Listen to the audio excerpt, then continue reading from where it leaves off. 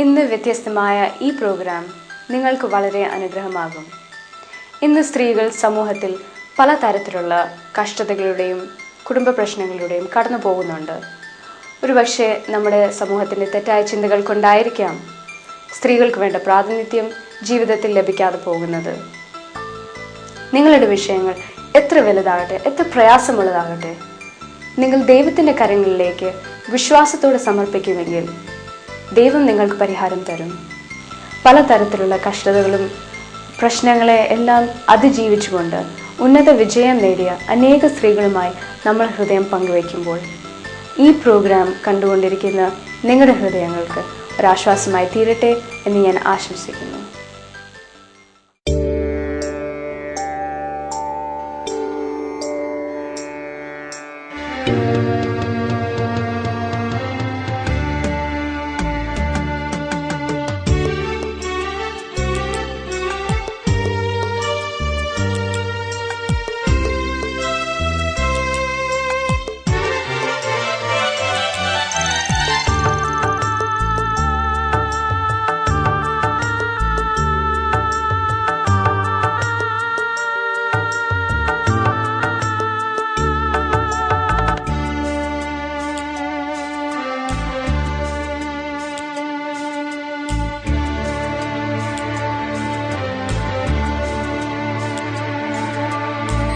മനസ്സേ വ്യാകുലമരുതേ,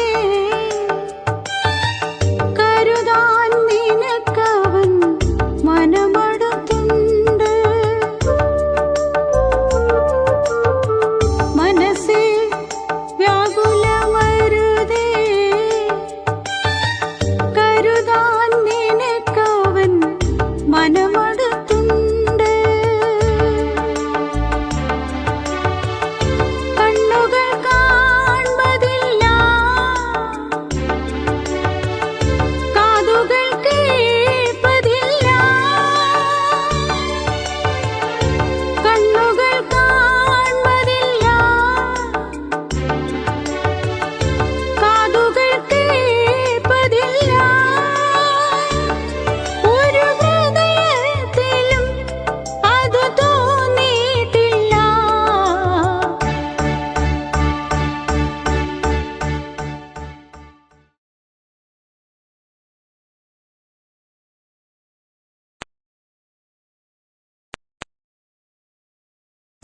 മനസ്സ് തുറക്കുമ്പോൾ പ്രോഗ്രാമിലേക്ക് സ്വാഗതം. ഇന്നത്തെ നമ്മുടെ അതിഥിയായി കടന്നു വന്നിരിക്കുന്നത് സിസ്റ്റർ സിസിലിക്കുട്ടി ജോസഫാണ്. താൻ 2 പെൺമക്കളുടെ അമ്മയും ഒരു നല്ല വീട്ടമ്മയും അതോടൊപ്പം തന്നെ കർത്താവിന് വേണ്ടി വളരെയധികം പ്രയോജനപ്പെടുകയും ചെയ്യുന്ന ഒരു വ്യക്തിയാണ്. തന്നെ നമുക്ക് ലഭിച്ചത് ഞാനൊരു ഭാഗ്യമായി കരുതുന്നു. ഇനി തന്റെ അനുഭവങ്ങൾ തന്നിൽ തന്നെ നമുക്ക് കേൾക്കാം. എൻ്റെ വീട് ചങ്ങനാശ്ശേരിയിൽ ആണ്. എൻ്റെ വീട്ടുപേര് കൂട്ടമേൽ എന്നാണ്. ഞാൻ പാരമ്പര്യമായ ഒരു കത്തോലിക്ക സമുദായത്തിൽ ജനിച്ച് വളർത്തപ്പെട്ടു. മാതാപിതാക്കളാൽ ഞങ്ങൾ 8 മക്കളാണ്. 8ാമത്തേതാണ് ഞാൻ. അങ്ങനെ വളരെ സ്നേഹത്തോടെ നല്ലൊരു ജീവിതം ആയിരുന്നു ഞങ്ങളുടെ കുടുംബം എന്ന് പറയുന്നത്. അവിടെയുള്ളതായ പള്ളിയിലും നാട്ടുകാർക്കും എല്ലാവരും ഞങ്ങൾ നല്ല മാനിക്കപ്പെടുന്ന ഒരു ഫാമിലി ആയിരുന്നു. അങ്ങനെ വളർന്നുകൊണ്ടിരിക്കുന്ന സമയത്തിന് പള്ളിയുമായിട്ട് വലിയ ബന്ധമായിരുന്നു. ചെറുപ്രായത്തിൽ തന്നെ ഞാനൊരു കന്യാസ്ത്രീയാകാനും കൂടെ ആഗ്രഹിച്ച ഒരു വ്യക്തിയായിരുന്നു. അങ്ങനെ അതിനുശേഷം എനിക്ക് പെട്ടെന്നൊരു വിവാഹം ഇങ്ങനെ കടന്നു വന്നു. അങ്ങനെ കാഞ്ഞിരപ്പള്ളിയിൽ എന്നെ വിവാഹം കഴിപ്പിച്ചു. അവിടെ 7 മക്കളാണ്. മൂത്ത മകന് ജോസഫ് എന്ന് പറയുന്നതായ വീട്ടിൽ വിളിക്കുന്ന അപ്പച്ചൻ എന്നാണ്. ആ വ്യക്തി എന്നെ വിവാഹം കഴിക്കുവാനായിട്ട് അവിടെ നിടയായി. വിവാഹത്തിന്റെ അന്ന് തന്നെ എന്റെ ജീവിതത്തിൽ ഞാൻ ദുഃഖം അനുഭവിക്കാത്ത വ്യക്തിയായിരുന്നു. എന്നാൽ ആ വിവാഹത്തിന്റെ അന്ന് തന്നെ എന്റെ ജീവിതത്തിൽ ദുഃഖമാണ് ജീവിതത്തിൽ അനുഭവപ്പെടുവാനായിട്ട് അവിടെ നിടയായത്. ഞാൻ കാണാൻ കൊള്ളുകയില്ല, ഞാൻ കറുത്തതായതുകൊണ്ട് എന്നെ ആരും അംഗീകരിക്കുകയില്ലായിരുന്നു. ഒറ്റപ്പെടുത്തുന്നതായ അനുഭവമായിരുന്നു. അന്ന് രാത്രിയിൽ തന്നെ എല്ലാവരും കത്തോലിക്ക സമുദായം അനുസരിച്ച് 2 പേരെയും മക്കളെ 2 പേരെയും വരുന്ന മകനെയും വിവാഹം കഴിഞ്ഞ് കയറി വരുന്നതായ മരുമകളെയും കുരിശു വരച്ച കയറ്റുന്നത്. പക്ഷെ എന്നെ അങ്ങനെയൊന്നും കുരിശു വരയ്ക്കുകയോ ഒന്നും ചെയ്തില്ല. മകനെ മാത്രം അവർ കുരിശു വരച്ച് കയറ്റി. എന്നാൽ വീട്ടിലേക്ക് കടന്നു വന്നപ്പോൾ എനിക്ക് മനസ്സിലായില്ലായിരുന്നു എന്നോടുള്ള എതിർപ്പാണെന്ന് എനിക്ക് മനസ്സിലായില്ലായിരുന്നു. അന്ന് ആ വീട്ടിലുള്ളതായ ആരും തന്നെ എന്നോട് സംസാരിച്ചില്ലായിരുന്നു. ആ വിവാഹത്തിന്റെ ആ പള്ളിയിൽ വെച്ച് ഇറങ്ങിക്കഴിഞ്ഞിട്ട് ഞാൻ ഒറ്റയ്ക്കാണ് അവിടെ നിൽക്കുന്നത്. അപ്പോൾ അന്നൊന്നും എനിക്ക് മനസ്സിലായില്ലായിരുന്നു. എങ്കിലും എന്റെ വീട്ടിലത് എന്റെ ജീവിതത്തിൽ അതൊരു വലിയ ദുഃഖമായിരുന്നു. അന്ന് രാത്രി തന്നെ ഞാൻ കരയുവാനായിട്ട് തുടങ്ങി. അന്ന് എന്നോട് എന്റെ അമ്മായിയമ്മ പറഞ്ഞു, കണ്ണുനീര് ഈ വീട്ടിൽ അങ്ങനെ വീഴാൻ പാടില്ല എന്ന് പറഞ്ഞു. പക്ഷെ അന്ന് രാത്രി തന്നെ ഞങ്ങളെ തമ്മിലൊന്ന് സംസാരിക്കുവാനായിട്ടോ അതിനുള്ള ഒരു സാഹചര്യങ്ങളോ എന്റെ ജീവിതത്തിൽ വന്നില്ല. കാരണം അന്ന് മുതലുള്ളതായ ആ വേദന ഞാൻ കടിച്ചമർക്കുവാനായിട്ട് അവിടുന്ന് ഇടയായി. അങ്ങനെ അദ്ദേഹത്തിന് നല്ലൊരു ബിസിനസ് ഉണ്ടായിരുന്നു. അങ്ങനെ ആ ബിസിനസിന് വേണ്ടി അവർ കടന്നുപോകും. അപ്പച്ചന്റെ നിലപാട് എങ്ങനെയായിരുന്നു? അപ്പച്ചന് എന്നോട് ഭയങ്കര സ്നേഹമാ, താല്പര്യമാ. പക്ഷെങ്കിൽ അദ്ദേഹം രാവിലെ ബിസിനസ്സിന് പോകും, പിന്നെ വൈകിട്ടാണ് വരുന്നത്. വന്നു കഴിഞ്ഞാണെങ്കിൽ ഞങ്ങൾക്ക് തുറന്നു സംസാരിക്കാനായിട്ടുള്ള ഒരു സാഹചര്യം കിട്ടത്തില്ല. ഞങ്ങൾ കിടക്കുമ്പോൾ എന്റെ അടുക്കെ വന്ന് ഒളിഞ്ഞിരിക്കും. ഞങ്ങൾ എന്തെങ്കിലും സംസാരിക്കുമോ? അമ്മായിയമ്മയോ? അവരും നാത്തുമാരും എല്ലാം. അങ്ങനെ എല്ലാവിധത്തിലുള്ളതായ വേദനകൾ എന്റെ ജീവിതത്തിലുണ്ടായിരുന്നു. ഞാന് വളരെ ഓമനിച്ചു വളർത്തപ്പെട്ട എന്റെ ഭവനത്തിൽ നിന്ന് ഞാൻ ഈ വീട്ടിൽ വന്നപ്പോൾ പലവിധമായ സാഹചര്യങ്ങൾ കൂടിയാണ് ഞാൻ ഈ വിവാഹത്തിന് തന്നെ സമ്മതിച്ചതുമൊക്കെ. കാരണം അതിന്റേതായ തിക്ത അനുഭവം ആ ഭവനത്തിലുണ്ടായിരുന്നു. ജീവിതത്തിൽ കേസുകളൊക്കെ ഉണ്ടായിരുന്നു ഭവനത്തില്. അത് നമ്മളെ വളരെയധികം ഭയപ്പെടുത്തുന്ന അനുഭവങ്ങളായിരുന്നു. അപ്പോൾ ആകെ കൂടെ എന്റെ ജീവിതത്തിൽ അന്ന് മുതൽ ഭയം എന്റെ ജീവിതത്തിൽ അനുഭവിക്കുവാനായിട്ട് തുടങ്ങി. എനിക്ക് ഭയങ്കര ഭയമായിരുന്നു ആ വീട്ടില്. അത് തന്നെയുമല്ല, നേരത്തെ ഞാൻ അറിഞ്ഞതായ വാർത്തകൾ, ആ ഭവനത്തെക്കുറിച്ചുള്ള വാർത്തകൾ എന്റെ ചെവിയിൽ ഇങ്ങനെ കിടക്കുന്നിടത്തോളം കാലം എന്റെ ജീവിതത്തിൽ കാണുന്നതെല്ലാം എനിക്ക് ഭയമായിരുന്നു. എല്ലാ മുറികളിലും തോക്കുണ്ട്, 2 വശത്തും 4 വശത്തും പട്ടി. ഇതെല്ലാം കൂടെ ഒരു വലിയ റബ്ബർ തോട്ടത്തിനകത്താണ് ഈ ഒരു വലിയ വീട് ഇരിക്കുന്നത്. അപ്പോൾ ഏതാണ്ട് ഒരു അന്ധകാരം നിറഞ്ഞതായ, ഇരുട്ട് നിറഞ്ഞതായ ഒരു ഭയാനകമായ ഒരു ജീവിതമായിരുന്നു അതിനകത്ത്. എങ്ങനെ ഓരോ ദിവസം ഞാൻ കടന്നു പോകുന്നെന്ന് എനിക്കറിയത്തില്ലായിരുന്നു. അങ്ങനെ 4 ദിവസം കഴിഞ്ഞാൽ മതി എന്ന് എനിക്ക് ഭയങ്കര ഒരു ആഗ്രഹം ഉണ്ടായിരുന്നു. ആ 4 ദിവസം ഞാൻ കണ്ണുനീര് മാത്രമാണ് കഴിച്ചുകൂട്ടിയത്. ആ 4 ദിവസം ഞാൻ അവിടെ സന്തോഷത്തോടെ നിന്നിട്ടില്ലായിരുന്നു. അപ്പോൾ അത്രമാത്രം എനിക്ക് തരുന്നതായ ഭക്ഷണം പോലും അങ്ങനത്തേതായിരുന്നു. അത്ര വേദനയായിരുന്നു. എന്നാൽ എന്നെ 4 ദിവസം കഴിഞ്ഞ് എന്റെ വീട്ടുകാർ വന്ന് വിളിച്ചോണ്ട് പോയി. വീട്ടിൽ നിന്ന് ഇവിടെ നിന്ന് പിന്നെ 8 ദിവസം വന്ന് എന്നെ കൊണ്ടുപോകാനായിട്ട് വന്നിട്ട് ഞാൻ എന്ത് ചെയ്താ വീട്ടിലേക്ക് ഇങ്ങോട്ട് വരികയില്ല, ഭർത്താവിന്റെ വീട്ടിലേക്ക് വരികയില്ല. എനിക്ക് അത്രമാത്രം വിഷമമായിരുന്നു. എനിക്ക് വീട്ടിൽ പറയാനും വിഷമമുണ്ട്. പക്ഷെ എന്നാലും ഞാൻ വീട്ടില് പറഞ്ഞു ഞാൻ വീട്ടിൽ പോകത്തില്ലെന്ന് പറഞ്ഞു. അപ്പൊ എന്റെ അമ്മ എന്നോട് പറഞ്ഞു, ഭർത്താവിന്റെ വീട്ടിൽ ദുഃഖമാണെങ്കിലും സന്തോഷമാണെങ്കിലും എല്ലാം സഹിച്ചേ പറ്റത്തുള്ളെന്ന് എന്നോടിങ്ങനെ പറഞ്ഞു. അതാണല്ലോ നമ്മുടെ അമ്മച്ചിമാരെല്ലാം പറഞ്ഞു തരുന്നത്. അങ്ങനെ ഞാൻ അവിടെ അങ്ങനെ സഹിക്കുവാനായിട്ട് അവിടെ ഇടയായി. പിന്നെ അതിന്റേതായ പ്രതിസന്ധികൾ പിന്നെ ജീവിതത്തിൽ കടന്നു വന്നു. പിന്നെ ഭക്ഷണം എനിക്ക് ശരിയായി തരാതെ ഇരുന്നു. വിശപ്പിന് തരത്തില്ലേ? വിശപ്പിന്. കാരണം എന്നെ പുറത്തേക്ക് എന്തെങ്കിലും ജോലിക്കായിട്ട് പുല്ല് ചെത്താനായിട്ടും വളരെ സാമ്പത്തികമായ ഉള്ള വീട്ടിലാണ്. ഏതാണ്ട് 8 ഏക്കർ റബ്ബർ തോട്ടമുണ്ട്. അതുപോലുള്ള നല്ല നിലവാരത്തിൽ കഴിയുന്ന അവരാണ്. അപ്പോഴാണ് എന്നെ പുലി എത്താനും മറ്റുള്ള പുറത്തെ പണിക്കൊക്കെ പറഞ്ഞുവിടും. വീട്ടിൽ നിന്ന് കടന്നു വരുമ്പോഴത്തേക്കിന് എനിക്ക് ശരിയായി ഭക്ഷണം പോലും തരത്തിലായിരുന്നു. അങ്ങനെ ഒത്തിരി വേദനകൾ എന്റെ ജീവിതത്തിൽ കടന്നു വന്നു. എങ്ങനെയെങ്കിലും ജീവിതം അവസാനിപ്പിക്കണം എന്നുള്ള ഒരു ചിന്ത എന്നെ പിന്നെ ഭരിക്കാനായിട്ട് തുടങ്ങി. സിസിലിക്കുട്ടി ചെയ്യാത്ത തെറ്റിന് വേണ്ടി ശിക്ഷ അനുഭവിച്ചു. പക്ഷെ എനിക്ക് എനിക്ക് വളരെ സന്തോഷം തോന്നിയത് ഈ പ്രോഗ്രാം, കാരണം മനസ്സ് തുറക്കുക എന്നുള്ള ആ പ്രോഗ്രാം കേട്ടപ്പോൾ എനിക്ക് ഭയങ്കര സന്തോഷം തോന്നി. കാരണം എനിക്ക് അതിന്റെ ഉള്ളറകളിൽ മനസ്സ് തുറന്ന് ആരോട് സംസാരിക്കാൻ പറ്റുന്നില്ല. നമുക്ക് സാധാരണ തുറന്ന് സംസാരിക്കാൻ പറ്റുന്നത് ഒരു ഭർത്താവായിരിക്കും. ആ ഭർത്താവിനോട് പറയാൻ കഴിയാത്ത സാഹചര്യങ്ങളാണ്. കാരണം എന്തെങ്കിലും പറഞ്ഞാൽ അവർ കേൾക്കും, അടുക്കയിരുന്ന് കേൾക്കും. അപ്പോൾ പിന്നെ അതൊരു പ്രശ്നമായി തീരും. അത് കാരണം എന്നോട് വീട്ടിൽ വെച്ചും അങ്ങനെ പറഞ്ഞു തന്നിട്ടുണ്ട്, ഒന്നും തുറന്നു പറയണ്ട, അപ്പൊ പ്രശ്നങ്ങളൊന്നും പറയണ്ട എന്ന്. അതുകൊണ്ട് ഞാൻ എല്ലാം അങ്ങ് സഹിക്കുകയായിരുന്നു.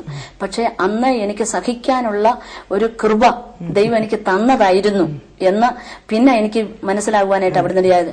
അപ്പോഴും ഞാൻ ഒരു ദിവസം പോലും മുടങ്ങാതെ ഞാൻ പള്ളികളിലും ഇങ്ങനെ നേർച്ചകൾ കൊടുത്തും ഇങ്ങനെ പല മല കയറുവാനുമായിട്ടും എല്ലാത്തിനും ഇങ്ങനെ പല കർമ്മ പരിപാടികളിൽ കടന്നുപോയി എനിക്കൊരാശ്വാസം ലഭിക്കുമെന്ന്. പക്ഷെ അന്നൊക്കെ എനിക്ക് അറിയത്തില്ലായിരുന്നു, ഇങ്ങനെ യേശുവിനോട് പ്രാർത്ഥിക്കാനൊന്നും എനിക്ക് അറിയത്തില്ലായിരുന്നു. അന്നൊക്കെ ഞാൻ ഈ നൊവേന എടുക്കുവാനായിട്ട് തുടങ്ങി. 9 ആഴ്ച നൊവേന എടുത്തു. അന്നെല്ലാം ഞാൻ മാതാവിനോട് ഞാൻ പ്രാർത്ഥിക്കുമായിരുന്നു. ഞാൻ ഒറ്റ കാര്യം മാത്രമേ മാത്രമേ ഞാൻ ചോദിച്ചുള്ളൂ. എനിക്ക് സമാധാനം, എനിക്ക് മറ്റൊന്നും വേണ്ട. മറ്റുള്ളവരുടെ സ്നേഹം, കരുതൽ, എവിടെയും ഒറ്റപ്പെടുത്തുന്ന അനുഭവങ്ങളാണ്. എന്നെ ഒരിടത്തും കൊണ്ടുപോകത്തില്ല. ഒരു വിവാഹം വന്നാലോ ഒരിടത്തും കൊണ്ടുപോകത്തില്ല. അങ്ങനെ ഞാൻ അടുക്കളയിൽ നിന്ന് പുറത്തിറങ്ങാൻ പോലും എനിക്കൊരു സാഹചര്യമില്ല. അതിനുള്ള സ്വാതന്ത്ര്യമില്ല. അതുപോലെ ഒരു അടിമത്ത ജീവിതമായിരുന്നു എന്റെ ജീവിതം.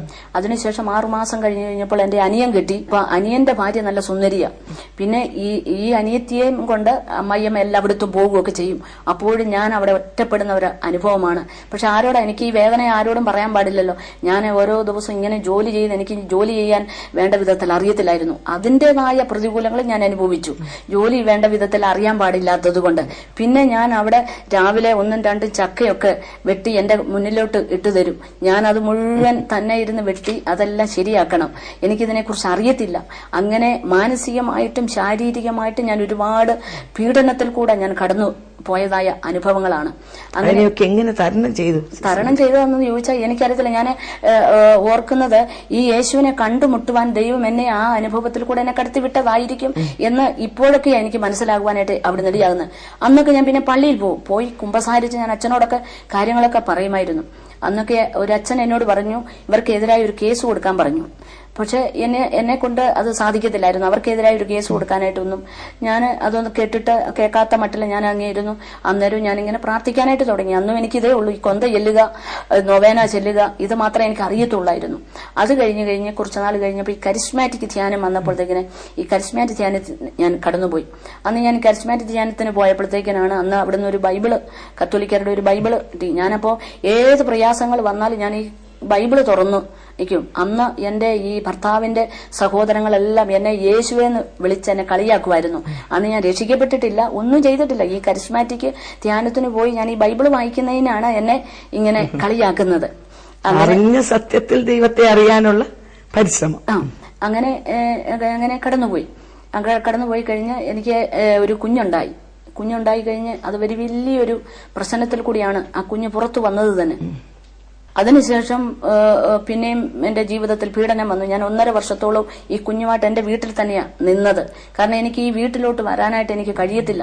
അത്രമാത്രം പിന്നെ ഈ വേദന അനുഭവിക്കണമല്ലോ എന്നോർത്ത് ഞാൻ അങ്ങനെ സഹിച്ചു നിന്നു. പിന്നെ കുറെ നാൾ കഴിഞ്ഞപ്പോൾ വീട്ടുകാർ വന്ന് എന്നെ കൊണ്ടുവന്നു കഴിഞ്ഞിട്ടും വീണ്ടും ഈ പ്രതികൂലങ്ങൾ ഇങ്ങനെ നീണ്ടു നിന്നുകൊണ്ടേ ഇരിക്കുക. അങ്ങനെ കുഞ്ഞിന് 1.5 വയസ്സായി കഴിഞ്ഞപ്പോഴത്തേക്കിന് എന്നോട് എന്റെ ഭർത്താവ് പറഞ്ഞു, നമുക്കെല്ലാവർക്കും കൂടെ അങ്ങ് മരിക്കാമെന്ന് പറഞ്ഞു. അപ്പൊ ഞാൻ പറഞ്ഞു, ഒരു കുപ്പി വിഷം ഉണ്ടെങ്കിൽ നമുക്കെല്ലാവർക്കും കൂടെ അങ്ങ് കഴിക്കാം എന്ന് പറഞ്ഞു. പിറ്റേ ശനിയാഴ്ച പുള്ളി അപ്പോൾ ബിസിനസ്സും കഴിഞ്ഞ് വരുമ്പോൾ എന്നോട് പറഞ്ഞു കൊണ്ടുവരാമെന്ന് പറഞ്ഞ് പോയ പുള്ളി പിന്നെ അതങ്ങ് മറന്നുപോയി. അങ്ങനെ ആത്മഹത്യ ചെയ്യുന്ന ആ പടി അവിടെ അങ്ങ് നിർത്തി. അത് കഴിഞ്ഞപ്പോ ഞാനൊരു ദിവസം സാരി ഞാൻ ആ തട്ടയില് കൊളുത്തിയിട്ടിട്ട് എങ്ങനെയാ മരിക്കുന്നത് ഞാൻ നോക്കി. എങ്ങനെയാ അത് കെട്ടിയിട്ട് എനിക്ക് അതിൽ കുടുങ്ങിക്കിടക്കാനായിട്ട് എനിക്ക് മാനസികമായിട്ടുള്ള വിഷമം, ഇത് താങ്ങാൻ കഴിയാത്ത ബുദ്ധിമുട്ട്, പിന്നെ എന്റെ ഹൃദയത്തിനകത്തുനിന്ന് വന്ന വൈരാഗ്യം, അത് എങ്ങനെയെങ്കിലും എന്റെ ജീവിതം ഇവിടെ വെച്ച് തന്നെ നശിപ്പിക്കണമെന്ന് ഞാൻ എങ്ങനെ വിചാരിച്ചു. അങ്ങനെ പക്ഷെങ്കിൽ നേരം വെളുത്തു കഴിഞ്ഞാൽ ഞാൻ ഉണരുന്നത്. രാത്രി ചെയ്യാനായിട്ടാ പ്ലാൻ ചെയ്തത്. പക്ഷെ നേരം വെളുത്തു കഴിഞ്ഞപ്പോൾ ദൈവത്തിന്റെ കരം അന്നേ എന്നെ ദൈവം അങ്ങ് സ്നേഹിക്കുകയായിരുന്നു. അന്ന് പ്രേക്ഷകരോട് ഇതിന്റെ മൊത്തത്തിൽ എനിക്ക് പറയാനുള്ള ഇതാണ്, ഹൃദയം തകർന്നവർക്ക് യഹോവ സമീപസ്ഥൻ, മനസ്സ് തകർന്നവരെ അവൻ നിരസിക്കുകയില്ല. ഈ തകർന്ന് തരിപ്പണമായ ജീവിതത്തിന്റെ കൂടെ യേശുവിന്റെ സാന്നിധ്യം ഉണ്ടായിരുന്നു. മറ്റുള്ളവരിൽ നിന്ന് ഒന്നും ഒരാശ്വാസമോ സന്തോഷമോ സമാധാനമോ തനിക്ക് ലഭിച്ചില്ല. എന്നാൽ ആ സന്ദർഭത്തിലാണ് യേശു ഇറങ്ങി വരുന്നത്. ഇവിടെ കേൾക്കുന്ന അനേക സഹോദരിമാര് ഇതുപോലെ പല ഭവനങ്ങളിൽ അമ്മായിയമ്മ, നാത്തുമാര് ഒക്കെ ഭർത്താക്കന്മാരിന്നൊക്കെ വിവിധങ്ങളായ നിലകളിലുള്ള വേദനകളും നിന്ദകളും അപകർഷതാബോധത്തിലേക്ക് തള്ളുന്ന അവസ്ഥകളും ഒക്കെയും തരണം ചെയ്യുന്നുണ്ടായിരിക്കാം. നിങ്ങൾ തളർന്നു പോകരുത്, നിങ്ങൾ ക്ഷീണിച്ചു പോകരുത്. നിങ്ങളുടെ ഈ വേദനയുടെ മധ്യത്തിൽ നിങ്ങളുടെ സമീപസ്ഥനായ ഒരു കർത്താവുണ്ട്. മനസ്സ് തകർന്നവരെ നിരസിക്കാത്തവൻ, ആശ്വാസത്തിന്റെ കരം നീട്ടി ആശ്വസിപ്പിക്കുന്നവൻ. ആ കർത്താവ് ഉണ്ടായിരുന്നത് മാത്രമാണ് ഇന്ന് സിസിലിക്കുട്ടി ഇവിടെ സാക്ഷ്യമായി നിൽക്കുന്നതല്ലേ? അതെ. അങ്ങനെ അതിനുശേഷം പിന്നെ എന്നോട് പറഞ്ഞു, ഇനിയും അവന്റെ ഒരു കുഞ്ഞു പോലും ഉണ്ടാകാൻ പാടില്ല എന്ന് എന്നോട് ഇങ്ങനെ പറഞ്ഞു. അതിനുശേഷം 8 വർഷം കഴിഞ്ഞ് ഞങ്ങൾക്ക് രണ്ടാമതൊരു മകള് ജനിക്കുവാനായിട്ട് അവിടെ നിടയായി. അങ്ങനെ ആ കുഞ്ഞും ജനിച്ചു കഴിഞ്ഞ് ഞാൻ എന്റെ വീട്ടിലേക്ക് ഡെലിവറിയുള്ള ബന്ധത്തിൽ വീട്ടിലേക്ക് കടന്നു വന്നു. കടന്നു വന്നു. അങ്ങനെ ആ കുഞ്ഞു ജനിച്ച് എല്ലാം കഴിഞ്ഞപ്പോഴത്തേക്കിനെ ഭർത്താവിനോട് വീട്ടുകാർ പറഞ്ഞു, എന്നെയും ഈ 2 കുഞ്ഞുങ്ങളെ ഉപേക്ഷിക്കണമെന്ന് പറഞ്ഞു. പക്ഷേ പുള്ളി അത് ഹൃദയത്തിനകത്ത് സൂക്ഷിച്ചു വെച്ചുകൊണ്ടിരുന്നു. എന്നോട് ആ സമയങ്ങളിലൊന്നും തുറന്നു പറഞ്ഞില്ല. എന്നാൽ ഞങ്ങളുടെ വീട്ടിൽ എൻ്റെ അപ്പാപ്പൻ വന്നപ്പോഴാണ് പുള്ളി അത് ഹൃദയം തുറന്ന് അപ്പാപ്പനോട് പറഞ്ഞു, എൻ്റെ വീട്ടുകാർ, എൻ്റെ അപ്പനും അമ്മയും എന്നോട് ഇങ്ങനെ പറഞ്ഞു എന്ന് പറഞ്ഞ്. പക്ഷെ എന്നോട് തുറന്ന് അദ്ദേഹം പറഞ്ഞുമില്ല. അത് തന്നെയുമല്ല, എന്നെ ആഴമായി അദ്ദേഹം സ്നേഹിച്ചു. മറ്റാരും എന്നെ സ്നേഹിച്ചില്ലെങ്കിൽ ആ ഭർത്താവിന്റെ സ്നേഹം, കരുതൽ എന്നോട് കൂടെ ഉണ്ടായിരുന്നു. ഞങ്ങള് ഒരു ദിവസം പോലും ഞങ്ങള് ഒരു വഴക്ക് പിടിക്കുകയാട്ട് പിണങ്ങുകയാട്ട് ഒന്നും ചെയ്തിട്ടില്ല. രക്ഷിക്കപ്പെടുന്നതിന് മുമ്പ് ആണെങ്കിൽ പോലും അത്രമാത്രം കരുതൽ അദ്ദേഹത്തിൽ നിന്ന് എനിക്കുണ്ടായിരുന്നു. അതെ, അതെനിക്കൊരു ഭയങ്കര ആശ്വാസമായിരുന്നു. പക്ഷെ എങ്കിലും ഭർത്താവിന്റെ വീട്ടിൽ നിന്ന് അദ്ദേഹവുമായിട്ട് എനിക്ക് സംസാരിക്കുവാനായിട്ടുള്ള ഒരു സാഹചര്യങ്ങളൊന്നും എനിക്ക് തുറന്നു പറയുവാനായിട്ട് കഴിയല. അതെ, ഇന്ന് അനേക ഭവനങ്ങളില് ഈ അപ്പച്ചന് കിട്ടിയ ആ ഒരു തന്റെ ഇടവോ, ആ ഒരു ഭാര്യയോടുള്ള അമിത സ്നേഹമോ പല ഭർത്താക്കന്മാരിൽ ഇല്ലാത്തത് കൊണ്ട് സ്ത്രീകൾ പിന്നെയും വേദന അനുഭവിക്കേണ്ടി വരുന്നുണ്ട്. ഭർത്താക്കന്മാര് സ്ത്രീകളോടൊപ്പം ഇനി വീട്ടുകാർ തല്ലിയാലും അവരെ ഉപേക്ഷിക്കണമെന്ന് പറഞ്ഞാലും സ്ത്രീകളെ ഭർത്താക്കന്മാര് സ്വന്തം ശരീരത്തെ പോലെ സ്നേഹിച്ച് നിൽക്കുമെങ്കിൽ ഈ പ്രശ്നങ്ങൾക്കൊക്കെ വലിയ ഒരു പരിഹാരം ഉണ്ടാകും. അപ്പോൾ ഈ 2ാമത്തെ കുഞ്ഞ് ഉണ്ടാകുന്നതിന് മുമ്പായിട്ട് തന്നെ വീട്ടിൽ നിന്ന് ഞങ്ങളെ ഇറക്കി വിട്ടു. അങ്ങനെ ഞങ്ങളെ ഇറക്കി വിട്ടിട്ട് ഈ ഷീറ്റൊക്കെ പുകയ്ക്കുന്ന പുകപ്പരയ്ക്കകത്ത് ഞങ്ങൾ ചില വർഷങ്ങൾ അവിടെ താമസിച്ചു. അപ്പോൾ ഈ മഴയൊക്കെ വരുന്നതായ സമയത്ത് ഈ ഷീറ്റിന് പുകയിടും. ഈ മാളത്തിനകത്തുനിന്ന് എലി ചാടുന്നത് പോലെയാണ്. പുക കൊണ്ട് അതിനകത്ത് നിൽക്കാൻ പറ്റില്ല. അന്നേരം ആ സമയങ്ങളിലെല്ലാം റബ്ബറിന്റെ ചുവട്ടിൽ ഇരുന്നു കൊണ്ടായിരിക്കും പലപ്പോഴും ഓരോ ദിവസങ്ങൾ കഴിച്ചു കൂട്ടിക്കൊണ്ട് ഇരുന്നത്. അങ്ങനെ ജീവിതത്തിൽ അനേക വേദനകൾ കൂടെ എങ്ങനെയും കടന്നുപോയി. ആ സാഹചര്യങ്ങളിലെല്ലാം ഇപ്പോൾ ഓർക്കുമ്പോൾ, അനേകര് ഇതുപോലുള്ള വേദനയിൽ കൂടെ കടന്നു പോകുമ്പോൾ ഞാൻ പറയുന്നത്, അതിന്റെ എല്ലാം മധ്യത്തിൽ മിണ്ടാതെ ഇരുന്ന് ദൈവമെന്നറിഞ്ഞാൽ ഒരു ദിവസം അനീതിമാനായ ദൈവം നമ്മുടെ കൂടെ ഇറങ്ങി വന്ന് അവൻ നമ്മളെ ആശ്വസിപ്പിക്കുന്നു. ഇങ്ങനെയുള്ള സഹോദരിമാരോട് എന്നാ സിസിലിക്കുട്ടിക്ക് പറയാനുള്ളത്? എനിക്ക് പറയാനായിട്ട് ഉള്ളത് എന്തു പറഞ്ഞാൽ, നമ്മുടെ എല്ലാവരുടെയും വീടുകളിൽ പ്രശ്നങ്ങളും ദുഃഖങ്ങളും പ്രതികൂലങ്ങളും അമ്മായിമ്മയിൽ നിന്ന്, നാത്തൂന്മാരിൽ നിന്ന്, ഭർത്താവിൽ നിന്ന്, അല്ലെങ്കിൽ വീട്ടിലുള്ള മറ്റുള്ളവരിൽ നിന്നൊക്കെ പ്രതികൂലങ്ങൾ പ്രശ്നങ്ങൾ വരുമ്പോൾ അതിന്റെ മധ്യത്തിൽ നമുക്ക് ക്ഷമയാണ് ഏറ്റവും ആവശ്യമായിരിക്കേണ്ടത്. ഇപ്പൊ അവരൊന്ന് പറഞ്ഞാൽ നമ്മൾ അതിനെ എതിർത്തു പറഞ്ഞാൽ അവിടെ വീണ്ടും പ്രശ്നമുണ്ടാകത്തേയുള്ളൂ. അവിടെ തീർച്ചയായിട്ടും ആ സാഹചര്യത്തിലല്ല ഞാൻ മിണ്ടാതെ ഇരുന്നതുകൊണ്ടാണ് അവിടെ വലിയ കൊലപാതകങ്ങളൊന്നും നടക്കാതെ അവിടെ ആ സാഹചര്യങ്ങളെല്ലാം ദൈവം നടത്തുവാനായിട്ട് അവിടെ ഇടയായത്. അതുകൊണ്ട് എനിക്ക് ഈ പ്രേക്ഷകരോട് പറയുവാനായിട്ടുള്ളത്, നമ്മുടെ സാഹചര്യത്തിൽ നമ്മൾ മിണ്ടാതെ ഇരുന്ന് ദൈവസന്നിധിയിൽ മുട്ടുമടക്കിയാൽ ഇതിനെല്ലാം പ്രശ്നത്തിന് പരിഹാരം കാണുവാനായിട്ട് കഴിയും. നമ്മൾ എവിടെയാണോ നമ്മളെ നിന്ദിക്കുന്നത് അവരുടെ മധ്യത്തിൽ തന്നെ ദൈവം നമ്മളെ മാനിക്കുവാനായിട്ട് അവിടുന്ന് ദൈവം അവസരങ്ങൾ ഒരുക്കിത്തരും. അതുകൊണ്ട് നമ്മുടെ എല്ലാം വീടുകളിൽ നമ്മൾ നമ്മുടെ വീട്ടിൽ നിന്ന് അമ്മായിയമ്മയുടെ പ്രശ്നങ്ങളോ നാത്തൂമാരുടെ പ്രശ്നങ്ങളോ പറഞ്ഞ് മറ്റൊരു ഇടത്തേക്ക് പോകാതെ നമ്മൾ തന്നെ ദൈവസന്നിധിയിൽ മുട്ടുമടക്കി ഇതിന്റെ പരിഹാരത്തിനു വേണ്ടി ദൈവത്തോട് ചോദിച്ചാൽ ആ സമയത്ത് പരിശുദ്ധാത്മാവ് നമ്മളെ നിയന്ത്രിക്കുവാനായിട്ട് അവിടുന്ന് ഇടയാകും. അതുകൊണ്ട് എല്ലാ കുടുംബങ്ങളിൽ, കാരണം ഒരു സ്ത്രീയാണ് ഒരു വീടിന്റെ വിളക്കെന്ന് പറയുന്നത്. നമ്മൾ സദൃശ്യവാക്യത്തിൽ വായിക്കുന്നു, സ്ത്രീകളിൽ ജ്ഞാനമുള്ളവൾ തന്റെ വീട് പണിതു, പോഷത്വമുള്ളവളോ അത് പൊളിച്ചു കളഞ്ഞു. ഒരു സ്ത്രീയെ കൊണ്ട് പൊളിക്കാനും കഴിയും, ഒരു സ്ത്രീയെ കൊണ്ട് പണിയുവാനായിട്ടും കഴിയും. അതുകൊണ്ട് നമ്മുടെ ജീവിതത്തിൽ നമ്മൾ പണിയുന്നവരായി തീരുവാൻ ഒറ്റ ഒരു മാർഗമേ ഉള്ളൂ, ക്ഷമയോടെ കാത്തിരുന്നു കൊണ്ട് ദൈവസന്നിധിയിൽ മുട്ടുമടക്കിയാൽ ഇതിനെല്ലാം വലിയൊരു പരിഹാരം കാണുവാനായിട്ട് നമുക്ക് കഴിയും. ആത്മഹത്യ ഒരിക്കലും ഒരു പരിഹാരമല്ല, അല്ലേ? ആത്മഹത്യ ചെയ്യാൻ 1 അല്ല 2 അല്ല, പല പ്രാവശ്യം ഞാൻ ഒരുങ്ങി. അവിടെ നിന്നെല്ലാം ദൈവം സ്നേഹിച്ചത് കൊണ്ടായിരിക്കാം ആ അനുഭവത്തിൽ നിന്ന് മാറ്റുവാനായിട്ട് അവിടെ ഇടയായത്. അപ്പൊ അങ്ങനെ രണ്ടാമത്തെ പ്രസവം കഴിഞ്ഞ് ചങ്ങനാശ്ശേരിയിൽ അദ്ദേഹം ഒരു എന്റെ ആങ്ങളെയുമായിട്ട് ഒരു ബിസിനസ് തുടങ്ങി. അങ്ങനെ ആ ബിസിനസിനോടുള്ള ബന്ധത്തിൽ എന്റെ ഒരു സഹോദരന്റെ വീട് നമ്മുടെ ന്യൂ ഇന്ത്യ ചർച്ച് ഓഫ് ഗോഡിന്റെ ഹെഡ്ക്വാർട്ടേഴ്സിന്റെ തൊട്ടടുത്തുള്ള ഒരു വീട് അവിടെ കിടപ്പുണ്ടായിരുന്നു. ആ വീട് നോക്കാൻ ആരും ഇല്ലാത്തതുകൊണ്ട് എന്നെയും ഭർത്താവിനെയും ഞങ്ങൾ കുഞ്ഞുങ്ങളുമായിട്ട് കുടുംബമായി ഞങ്ങൾ അവിടെ താമസിക്കുവാനായിട്ട് അവിടെ നിടയായി. അങ്ങനെ താമസിച്ചുകൊണ്ട് ഇരിക്കുമ്പോഴും ബിസിനസ് എല്ലാം പൊട്ടി ആകെ തകർന്നു. മുന്നോട്ട് ജീവിക്കുവാൻ കഴിയാത്ത വലിയ പ്രശ്നങ്ങൾ പിന്നെയും വരുന്നു. ഭർത്താവിന്റെ വീട്ടിൽ നിന്നുള്ളതായ വെല്ലുവിളികൾ വീണ്ടും ഉയരുന്നു. ഭാര്യ വീട്ടിൽ പോയി കിടക്കുന്നെന്ന് പറഞ്ഞുള്ളതായ നിന്ദകൾ, വഴികള്, ആ ദുഷികളെല്ലാം പിന്നെയും പിന്നെ അസ്ത്രം പോലെ ഇങ്ങനെ വന്നുകൊണ്ടിരിക്കുകയായിരുന്നു. സാമ്പത്തികമായ ബുദ്ധിമുട്ടുകൾ ഇവിടെ ഉണ്ടാകുന്നു, ബിസിനസ് തകർന്നതായ ആ പ്രശ്നങ്ങൾ. അങ്ങനെ ഇരിക്കുന്ന സമയത്തും ആത്മഹത്യ ചെയ്യണമെന്നുള്ള ഒരു ആഗ്രഹം ഉണ്ടായി. അങ്ങനെ ഇരിക്കുമ്പോഴാണ് ഞാൻ പെന്തക്കോസ്തുകാരെ ആദ്യമായിട്ട് ഇങ്ങനെ കാണുന്നത്. അങ്ങനെയാണ് തമ്പിച്ചാനെയും മറിയമ്മ ആന്റിയെയും കാണുന്നതും. അങ്ങനെ നമ്മുടെ വീട്ടിലേക്ക് സഹോദരിമാര് കടന്നു വരികയും എന്നോട് സുവിശേഷം പറയുകയും ഒക്കെ ചെയ്തത്. പക്ഷെങ്കിൽ ഞാൻ ഇതിനു മുമ്പേ പെന്തക്കോസ്തുകാരെ കണ്ടിട്ടില്ല, എനിക്ക് അറിയത്തില്ല, സുവിശേഷം ഞാൻ കേട്ടിട്ടില്ല, ഇങ്ങനെയുള്ള ഒരു അനുഭവങ്ങളൊന്നുമില്ലായിരുന്നു. എങ്കിലും എനിക്ക് ആദ്യം അംഗീകരിക്കാൻ വലിയ ബുദ്ധിമുട്ടൊക്കെ ആയിരുന്നു. എങ്കിലും ഈ സഹോദരിമാര് മറിയമ്മ ആന്റി എന്നോട് സുവിശേഷം പറയും. ഇവർ പ്രാർത്ഥിച്ചു പോകുമ്പോൾ എന്റെ ഹൃദയത്തിനകത്ത് ഭയങ്കര ഒരാശ്വാസവും ഒരു വലിയ തണുപ്പുമായിരുന്നു. അങ്ങനെ എനിക്ക് ഈ പെന്തക്കോസ്തുകാരുടെ പ്രാർത്ഥനയോട് താല്പര്യം ഉണ്ടാകുവാനായിട്ട് അവിടുന്ന് ഇടയായി. അങ്ങനെ പല പ്രാവശ്യം മറിയമ്മ ആന്റി എന്നെ യോഗത്തിനൊക്കെ എന്നെ ക്ഷണിച്ചു. അങ്ങനെ ഞാൻ ആ യോഗത്തിന് കടന്നു വരുമായിരുന്നു. എങ്കിലും എന്റെ വീട്ടുകാര് എനിക്ക് ഭയങ്കര എതിർപ്പായിരുന്നു. എന്നോട് പറഞ്ഞു, യോഗത്തിനൊക്കെ പൊക്കോ, പക്ഷെങ്കിൽ അവരുടെ കൂടെ പോയി ചേരരുത് എന്നെല്ലാം പറഞ്ഞ് എന്നെ താക്കീത് ചെയ്യുമായിരുന്നു. എന്റെ പിതാവും എന്റെ മാതാവും എന്റെ സഹോദരങ്ങളും എല്ലാം അങ്ങനെ താക്കീത് ചെയ്യുമായിരുന്നു. അങ്ങനെ 1987 നവംബർ 17 ഇങ്ങനെ ഈ മറിയമ്മ ആന്റിയും അതുപോലുള്ള സഹോദരിമാരും കടന്നു വന്ന് എന്നോട് സുവിശേഷം പറഞ്ഞു, ഹൃദയം കർത്താവിന് വേണ്ടി കൊടുത്തു. അന്ന് മുതൽ എനിക്ക് സമാധാനം ലഭിച്ചു. അത്രയും വർഷം സമാധാനത്തിന് വേണ്ടി ഞാൻ പലയിടങ്ങളിൽ ഓടി നടന്നുവെങ്കിലും 1987 നവംബർ 17 യേശുവിന് വേണ്ടി എന്റെ ഹൃദയം കൊടുത്ത അന്ന് എനിക്ക് സമാധാനം തന്നു.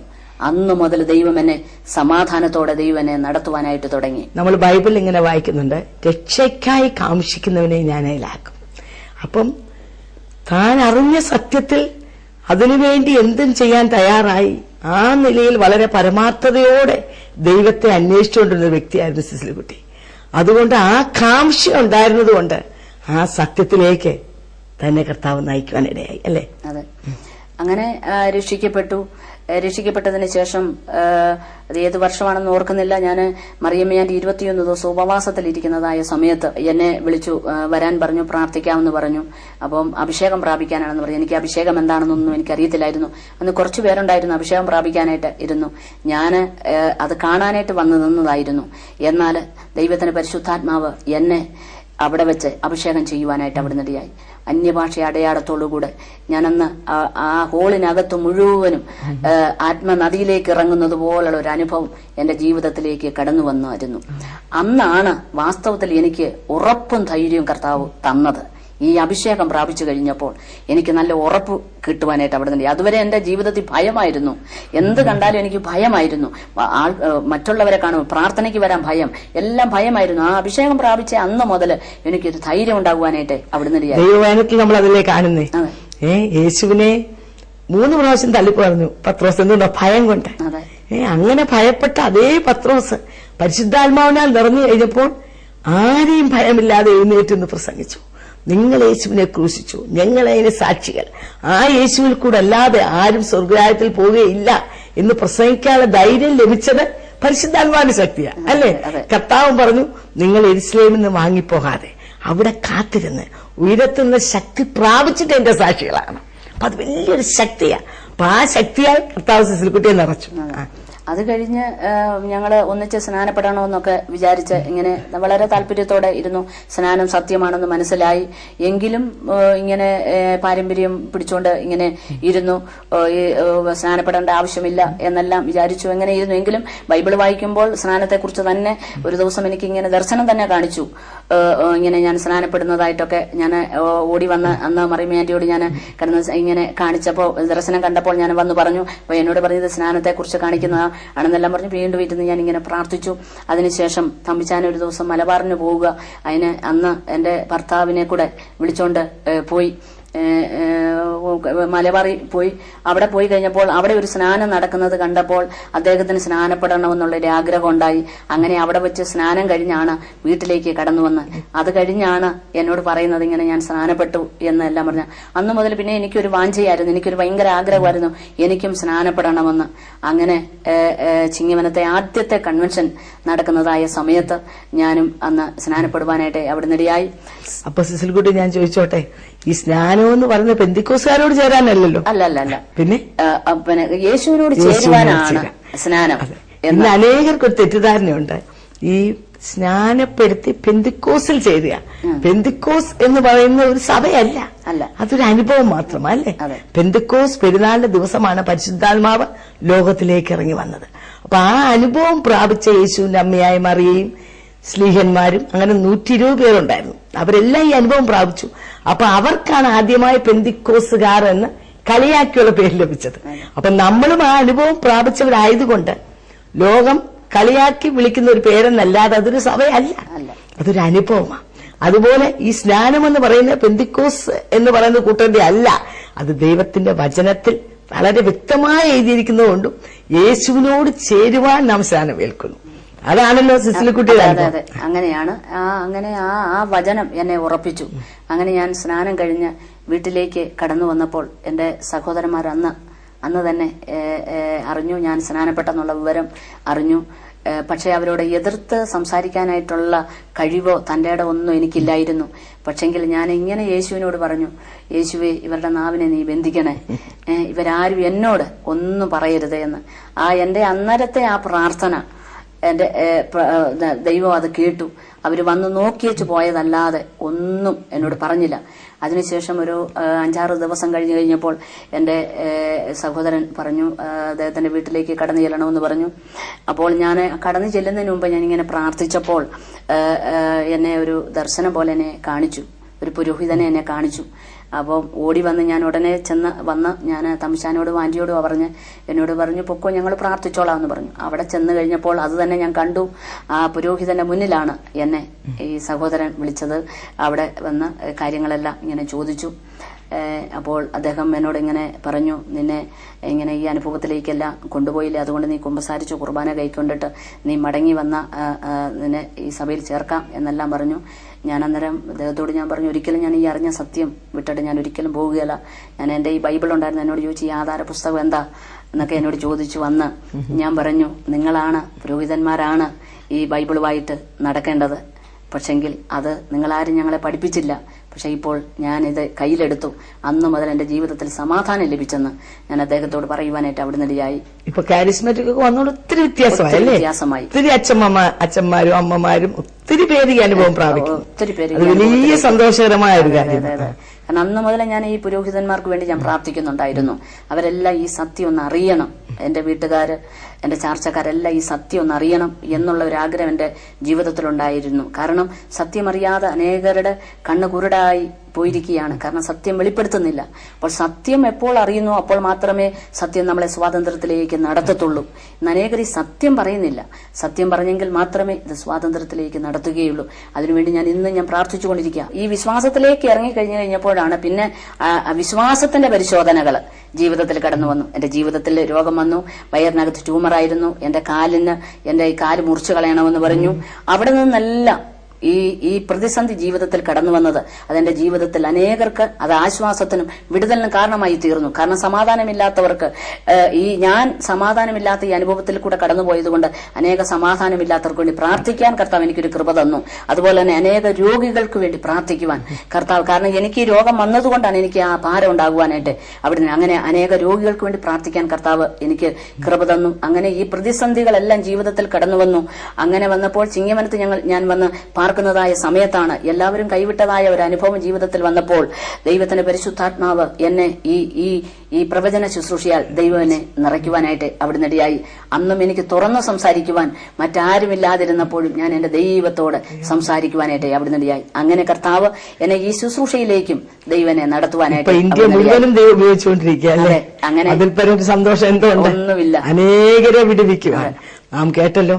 പ്രേക്ഷകരോട് എനിക്ക് പറയാനുള്ളത്, ദൈവവചനത്തിൽ നാം ഇങ്ങനെ വായിക്കുന്നു, പരീക്ഷ സഹിക്കുന്ന മനുഷ്യൻ ഭാഗ്യവാൻ, അവൻ കൊള്ളാവുന്നവനായി തെളിഞ്ഞ ശേഷം. അങ്ങനെ ഈ പരീക്ഷയിൽ കൂടെ കടന്നുപോയി കൊള്ളാവുന്നവനായി തെളിയിച്ച് ഇന്ന് അനേകർക്കൊരു ആശ്വാസമാക്കി തന്നെ തീർത്തിരിക്കുക. അനേക മുറിവുള്ള ഹൃദയങ്ങളുടെ മുറിവ് കെട്ടുവാൻ, അനേക രോഗികളെ സൗഖ്യത്തിലേക്ക് നയിക്കുവാൻ, അനേക സത്യം കാണാത്ത ഇരുണ്ട് കിടക്കുന്ന ജീവിതങ്ങളെ വെളിച്ചത്തിലേക്ക് നയിക്കുവാൻ ഒക്കെയും ഈ സഹോദരിയെ ഇന്ന് ദൈവം ഉപയോഗിച്ചുകൊണ്ടിരിക്കുകയാണ്.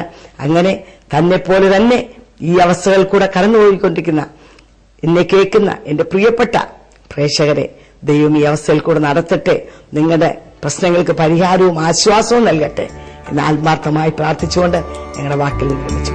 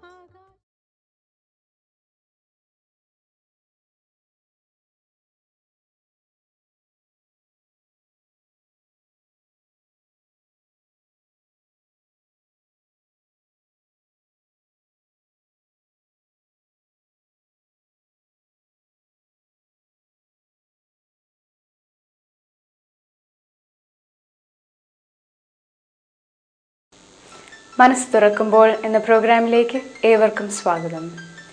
ഇന്ന് വ്യത്യസ്തമായ ഈ പ്രോഗ്രാം നിങ്ങൾക്ക് വളരെ അനുഗ്രഹമാകും.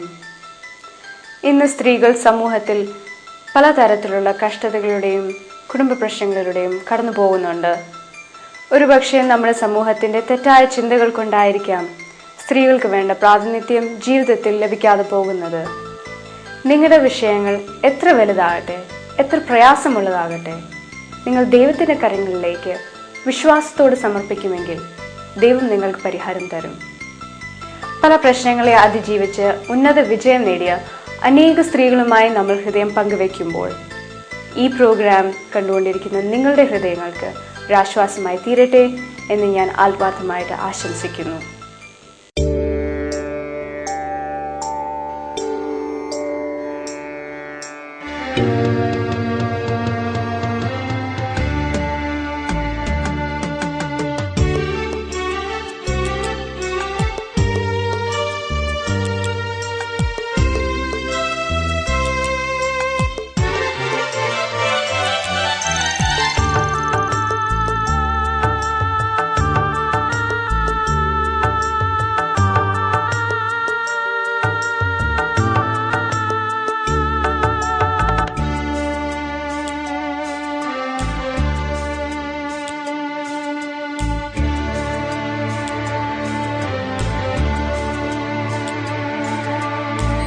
മനസ്സേ വ്യാകുലമരുതേ,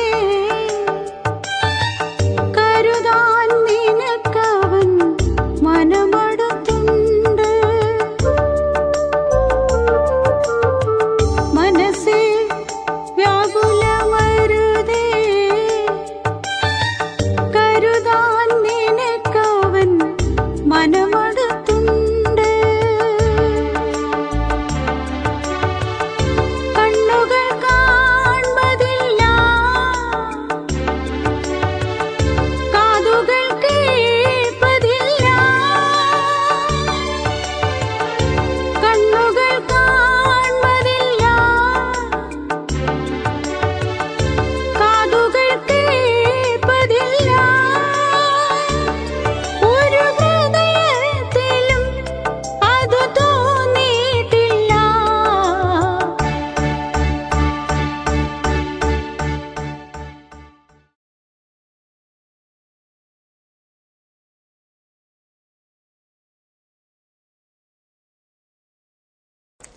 മനസ്സ് തുറക്കുമ്പോൾ പ്രോഗ്രാമിലേക്ക് സ്വാഗതം. ഇന്നത്തെ നമ്മുടെ അതിഥിയായി കടന്നു വന്നിരിക്കുന്നത് മിസ്സിസ് ഏലിയാമ്മ രാജുവാണ്.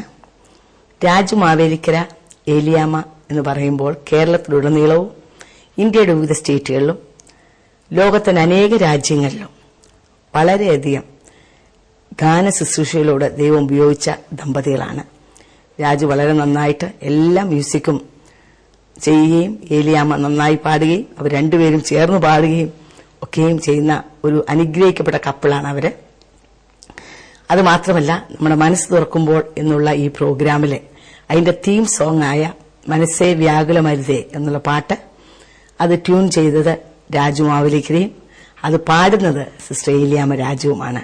അവിടെ തന്നെ നമുക്കിന്ന് ലഭിച്ചത് ഒരു വലിയ ഭാഗ്യമായി ഞാൻ കണക്കാക്കുന്നു. ഇനി തന്റെ അനുഭവങ്ങൾ തന്നിൽ നിന്ന് തന്നെ നമുക്ക് കേൾക്കാം. ദൈവനാമത്തിന് നന്ദിയോടെ സ്തോത്രം ചെയ്യുന്നു, സ്തുതിക്കുന്നു. ഇങ്ങനെ ഇപ്രകാരം ഒരു പ്രോഗ്രാം കർത്താവ് എനിക്ക് ദാനം ചെയ്തത് ഓർത്ത് ഞാൻ നന്ദി കരയേറ്റുന്നു. ഞാൻ എൻ്റെ വീട് കൊട്ടാരക്കരയാണ്. ഒരു മർത്തമ കുടുംബത്തിലാണ് ഞാൻ ജനിച്ചു വളർന്നത്. എൻ്റെ അപ്പനും അമ്മയ്ക്കും ഞങ്ങൾ 4 മക്കളാണ്. ഞാനാണ് മൂത്ത. ഞാനൊരു പെണ്ണേ ഉള്ളൂ. എൻ്റെ ഇളയ 3 സഹോദരങ്ങളാണ്. സാമാന്യം തരക്കേടില്ലാത്ത ഒരു കുടുംബത്തിലാണ് ഞാൻ വളർന്നു വന്നത്. എന്നാൽ ഞാനിങ്ങനെ പഠിച്ചു. അത് കഴിഞ്ഞിട്ട് ഞങ്ങൾ മ്യൂസിക് കോളേജിൽ പോയി. പിന്നെ മ്യൂസിക് ബിരുദം എടുക്കാൻ കർത്താവ് എനിക്ക് ഭാഗ്യം തന്നു. ചെറുപ്പം മുതലേ പാടുവാൻ കർത്താവ് എനിക്ക് വലിയ ഒരു കൃപ തന്നിട്ടുണ്ട്. ഒരു പാട്ട് പാടാവോ? പാടാം. പാടിയട്ടെ. എന്തെല്ലാം എൻ ജീവിതത്തിൽ കൈപ്പായി ഭാവിച്ചാലും ആരെല്ലാം ഉപേക്ഷിച്ചെന്നാലും, എന്തെല്ലാം എൻ ജീവിതത്തിൽ കൈപ്പായി ഭാവിച്ചാലും ആരെല്ലാം ഉപേക്ഷിച്ചെന്നാലും കൈവിടില്ലെന്നെ യേശുനാഥൻ, കൈവിടില്ലെന്നെ യേശുനാഥൻ,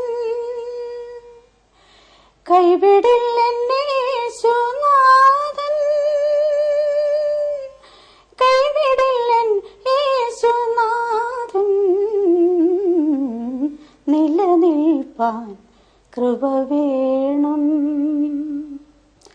അമിതബലം തരണേ പ്രിയ. നിന്നെ നോക്കി പിൻപേറങ്ങി എന്നെ ഒന്ന് നോക്കിയതില്ല. നിലനിൽപ്പാൻ കൃപ വേണം. ഇതെന്റെ ജീവിതത്തിലെ അനുഭവമാണ്. ദൈവത്തിന് മഹത്വം ഉണ്ടാകട്ടെ. ഞാൻ പഠിച്ചുകൊണ്ടിരിക്കുന്ന കാലയളവിൽ അന്ന് TV ഒന്നുമില്ല, റേഡിയോ മാത്രമേ ഉള്ളൂ. ഇന്ന് ലോകത്തില്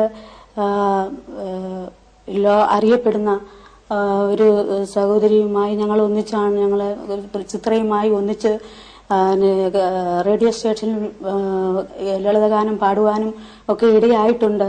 എന്നാൽ അതിൽ നിന്നൊക്കെ വ്യത്യസ്തമായി സ്വർഗത്തിലെ ദൈവം എന്നെ കണ്ടതുകൊണ്ടും എന്റെ ടാലന്റ് ദൈവത്തിനു വേണ്ടി ഉപയോഗിക്കണമെന്നുള്ള ദൈവത്തിന്റെ നിശ്ചയമായിരുന്നതുകൊണ്ടും സ്വർഗം എനിക്ക് അതിനുവേണ്ടി വഴിയും വാതിലും ഒരുക്കി. ദൈവം യേശുദാസിന്റെ കൂടെ പാടിയിട്ടുണ്ടെന്ന് കേട്ടിട്ടുണ്ടല്ലോ. യേശുദാസൻ എന്നെ വിളിച്ചിട്ടുണ്ട് സിനിമാ ഫീൽഡിലേക്ക്. അപ്പോൾ ഞങ്ങൾ വിവാഹം കഴിഞ്ഞു. അപ്പം രായിച്ചാന് താല്പര്യമില്ലായിരുന്നു, പക്ഷെ എനിക്കും താല്പര്യമില്ലായിരുന്നു. എനിക്ക് ആ ഒരു ലോകപരമായിട്ടുള്ള ആ ഒരവസ്ഥയിൽ പോകുന്നത് എനിക്ക് ഇഷ്ടമില്ലാത്തതുകൊണ്ട്, സ്വർഗം എന്നെ മുന്നമേ കണ്ടതുകൊണ്ടായിരിക്കും എനിക്ക് ആ ഇഷ്ടമില്ലാതെ വന്നത്. അതിപ്പോൾ ഞാൻ മനസ്സിലാക്കുന്നു. അങ്ങനെയായിരിക്കുമ്പോഴാണ് എൻ്റെ 19ാമത്തെ വയസ്സിൽ എൻ്റെ വിവാഹം കഴിഞ്ഞു. ഞാൻ ഒരു മകളാണെന്ന് ഞാൻ പറഞ്ഞല്ലോ. അപ്പൊ അതിന് ആ ഒരു മകളായി ജനിച്ച എനിക്ക് എന്റെ ജീവിതത്തിൽ യാതൊരു അല്ലല്ലോ പ്രയാസമോ ഒന്നും എന്റെ ജീവിതം, എന്റെ അപ്പനും അമ്മയും എന്നെ ഒരു പൂഴി പോലും എന്റെ ശരീരത്ത് നുള്ളിയിട്ടിട്ടില്ല. അങ്ങനെ കല്യാണം കഴിഞ്ഞതിന് ശേഷം എന്റെ ഭർത്താവ്, എനിക്ക് മനോഹരമായ ഒരു ഭർത്താവിനെ കർത്താവ് തന്നു. ആ സമയങ്ങളിൽ ഞങ്ങൾ കലയാണ് ഞങ്ങളുടെ ഉപജീവനമാർഗം ഞങ്ങൾ കണ്ടെത്തിയത്. പുള്ളി എനിക്ക് തന്ന ദേവദാസൻ എല്ലാ ഇൻസ്ട്രുമെന്റും പ്ലേ ചെയ്യും. അക്കാഡമിയിൽ പഠിച്ചത് തന്നെ വയലിൻ പുള്ളി സബ് എടുത്ത് പഠിച്ചു. ഞാൻ വോക്കൽ മെയിൻ, ഞാൻ വയലിൻ സബ് എടുത്തു, പുള്ളിക്കാരൻ വയലിൻ മെയിനായിട്ടെടുത്തു. അങ്ങനെ ഞങ്ങൾ ഒന്നിച്ചല്ല എങ്കിലും പുള്ളിയും ആദ്യം പഠിച്ചു. പിന്നെ ഞാൻ നല്ലതുപോലെ ശബ്ദം കർത്താവ് എനിക്ക് തന്നുകൊണ്ട് പുള്ളി എന്നെ ഇഷ്ടപ്പെട്ടു. എന്റെ വീട്ടിൽ ഞങ്ങൾ അങ്ങനെ വിവാഹം കഴിക്കാൻ, ഞാൻ ചുരുക്കത്തിൽ പറയുകയാണ്, വിവാഹം കഴിക്കാൻ ഇടയായി. അതിനുശേഷം കല ഞങ്ങളുടെ ഉപജീവനമാർഗമായതുകൊണ്ട് ഈ ലോകപരമായിട്ടുള്ള ഗാനമേള, നാടകം, അങ്ങനെയുള്ള കാര്യങ്ങളിലേക്ക് ഞങ്ങളുടെ ജീവിതം തിരിഞ്ഞു. അങ്ങനെ ഇരിക്കുമ്പോൾ എല്ലാ ഇൻസ്ട്രുമെന്റും വായിക്കുമെന്ന് പറഞ്ഞല്ലോ. നാടകത്തില് പാട്ട് ട്യൂൺ ചെയ്യുവാനും അങ്ങനെ ഞാൻ പാടും. അങ്ങനെ ഞങ്ങൾ അങ്ങനെ പോയിക്കൊണ്ടിരുന്ന കാലയളവിൽ ഭയങ്കര മദ്യപാനിയായി തീർന്നു. എന്റെ ജീവിതത്തിൽ അതെനിക്ക് സഹിക്കാൻ വയ്യാത്ത ഒരനുഭവമായി തീർന്നു. അങ്ങനെ ഞാൻ കണ്ണുനീരോടെ, അപ്പോൾ ഞങ്ങൾക്ക് 3 കുഞ്ഞുങ്ങളുടെ കാലമായി. ഇപ്പോൾ ഞങ്ങൾക്ക് 4 മക്കളുണ്ട്. എനിക്ക് ഒരാണും 3 പെൺപൈതലെയും കർത്താവ് ഞങ്ങൾക്ക് ദാനമായി തന്നിട്ടുണ്ട്.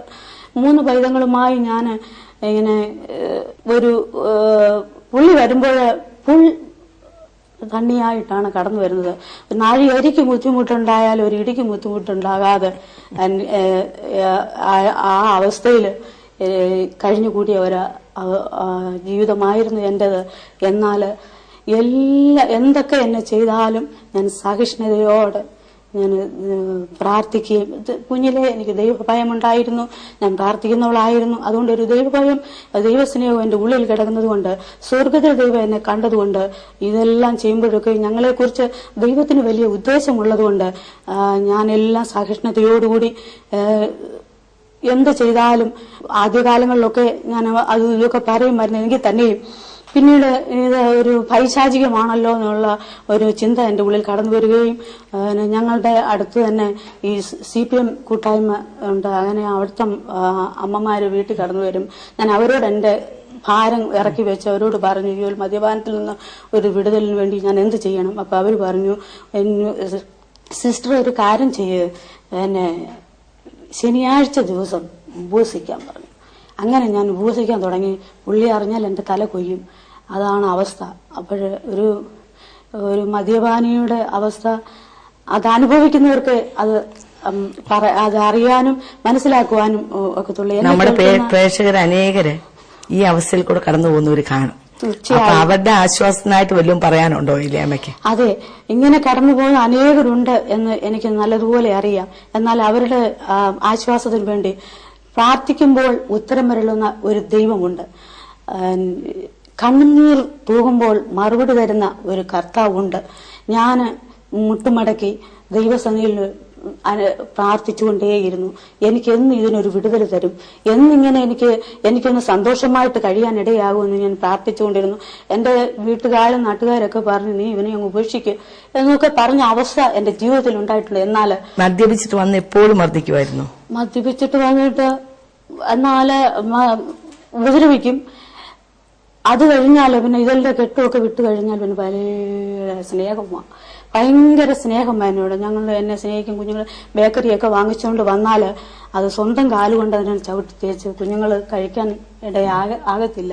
അങ്ങനെയുള്ള ഒരു അവസ്ഥയായിരുന്നു. അപ്പോൾ സമാധാനവും സന്തോഷവും സ്വസ്ഥതയുമില്ലാത്ത എന്റെ ജീവിതത്തില് സ്വർഗത്തിലെ ദൈവം എനിക്ക് സമാധാനവും സന്തോഷവും തരുവാൻ ദൈവം ഇടയാക്കിച്ച് അതിന് എന്റെ കണ്ണുനീരിന്റെ വില ഒന്ന് മാത്രമാണ്. ഞാൻ ദൈവസന്നിധിയിൽ പ്രാർത്ഥിച്ചു കണ്ണുനീരൊഴുക്കി. ഞാൻ സഹിഷ്ണുതയോടെ ദൈവത്തിന്റെ വചനത്തിലുണ്ട്, ഭാര്യമാരുടെ ആ നല്ല നടപ്പ് കണ്ടിട്ട് ആ ഭർത്താക്കന്മാരും നിങ്ങളുടെ ആ നല്ല പാതയിലേക്ക് ദൈവത്തിന്റെ സന്നിധിയിലേക്ക് കടന്നു വരുവാൻ ഇടയാകുമെന്നുള്ള ആ വചനം എന്നെ ധൈര്യപ്പെടുത്തുകയും ഞാൻ ദൈവസന്നിധിയിൽ ഇങ്ങനെ കർത്താവ് ഇങ്ങനെയുള്ളൊരു എനിക്ക് ഒരു അവസരം എനിക്ക് തരണമേ. ഞാൻ അവസാനമായിട്ട് ഞാൻ ഇങ്ങനെ പ്രാർത്ഥിച്ചു, കർത്താവ് എനിക്ക് എന്റെ ഭർത്താവിനെ ഈ ലോകത്തിൽ തരുന്നുവെങ്കിൽ ഒരു ദൈവ പൈതലാക്കി എനിക്ക് തരണം. അതല്ല എങ്കിൽ ഈ ലോകത്തു നിന്ന് മാറ്റപ്പെടണം. എന്റെ അവസാനത്തെ പ്രാർത്ഥന അങ്ങനെയാണ്. അതുപോലെ ഞാനങ്ങ് പ്രയാസപ്പെട്ടു. എനിക്ക് എന്റെ സഹോദരങ്ങളോട് എനിക്ക് പറയാനുള്ളത്, നിങ്ങൾ പ്രാർത്ഥിക്കുമ്പോൾ സ്വർഗത്തിലെ ദൈവം നിങ്ങൾക്ക് മറുപടി തീർച്ചയായും തരുന്ന ദൈവമാണ്. എന്റെ അനുഭവം അത് തന്നെയാണ്. ഞാൻ പ്രാർത്ഥിച്ചു, സ്വർഗത്തിലെ ദൈവം എനിക്ക് മറുപടി തന്നു. ഞാൻ പ്രാർത്ഥിച്ചതിന്റെ 3-ാമത്തെ ദിവസം എനിക്കൊരു ലെറ്റർ വരുവാനിടയായി. അപ്പോൾ എന്റെ ഭർത്താവ് ഗാനമേളയ്ക്ക് ഇങ്ങനെ പോയിട്ട് വന്നപ്പോൾ ഞാൻ ഈ ലെറ്റർ എടുത്ത് കാണിച്ചു. അപ്പോൾ ഇവിടെ ചങ്ങനാശ്ശേരിയിലെ തരംഗം തിയേറ്റേഴ്സ് എന്ന് പറയുന്ന ഒരു നാടക ഗ്രൂപ്പില് കുമരകൻ രാജപ്പൻ മാഷ് മ്യൂസിക് സംവിധാനം ചെയ്യുകയാണ്. അതിന് പുള്ളിയുടെ ഭാര്യ എന്റെ കൂട്ടുകാരിയാ. അവള് എനിക്ക് ലെറ്റർ വിട്ടാണ്, നീ ഇവിടെ വരാമെങ്കിൽ നിനക്ക് ഇവിടെ ഒരു ചാൻസ് ഉണ്ട് പാട്ട് പാടുവാൻ.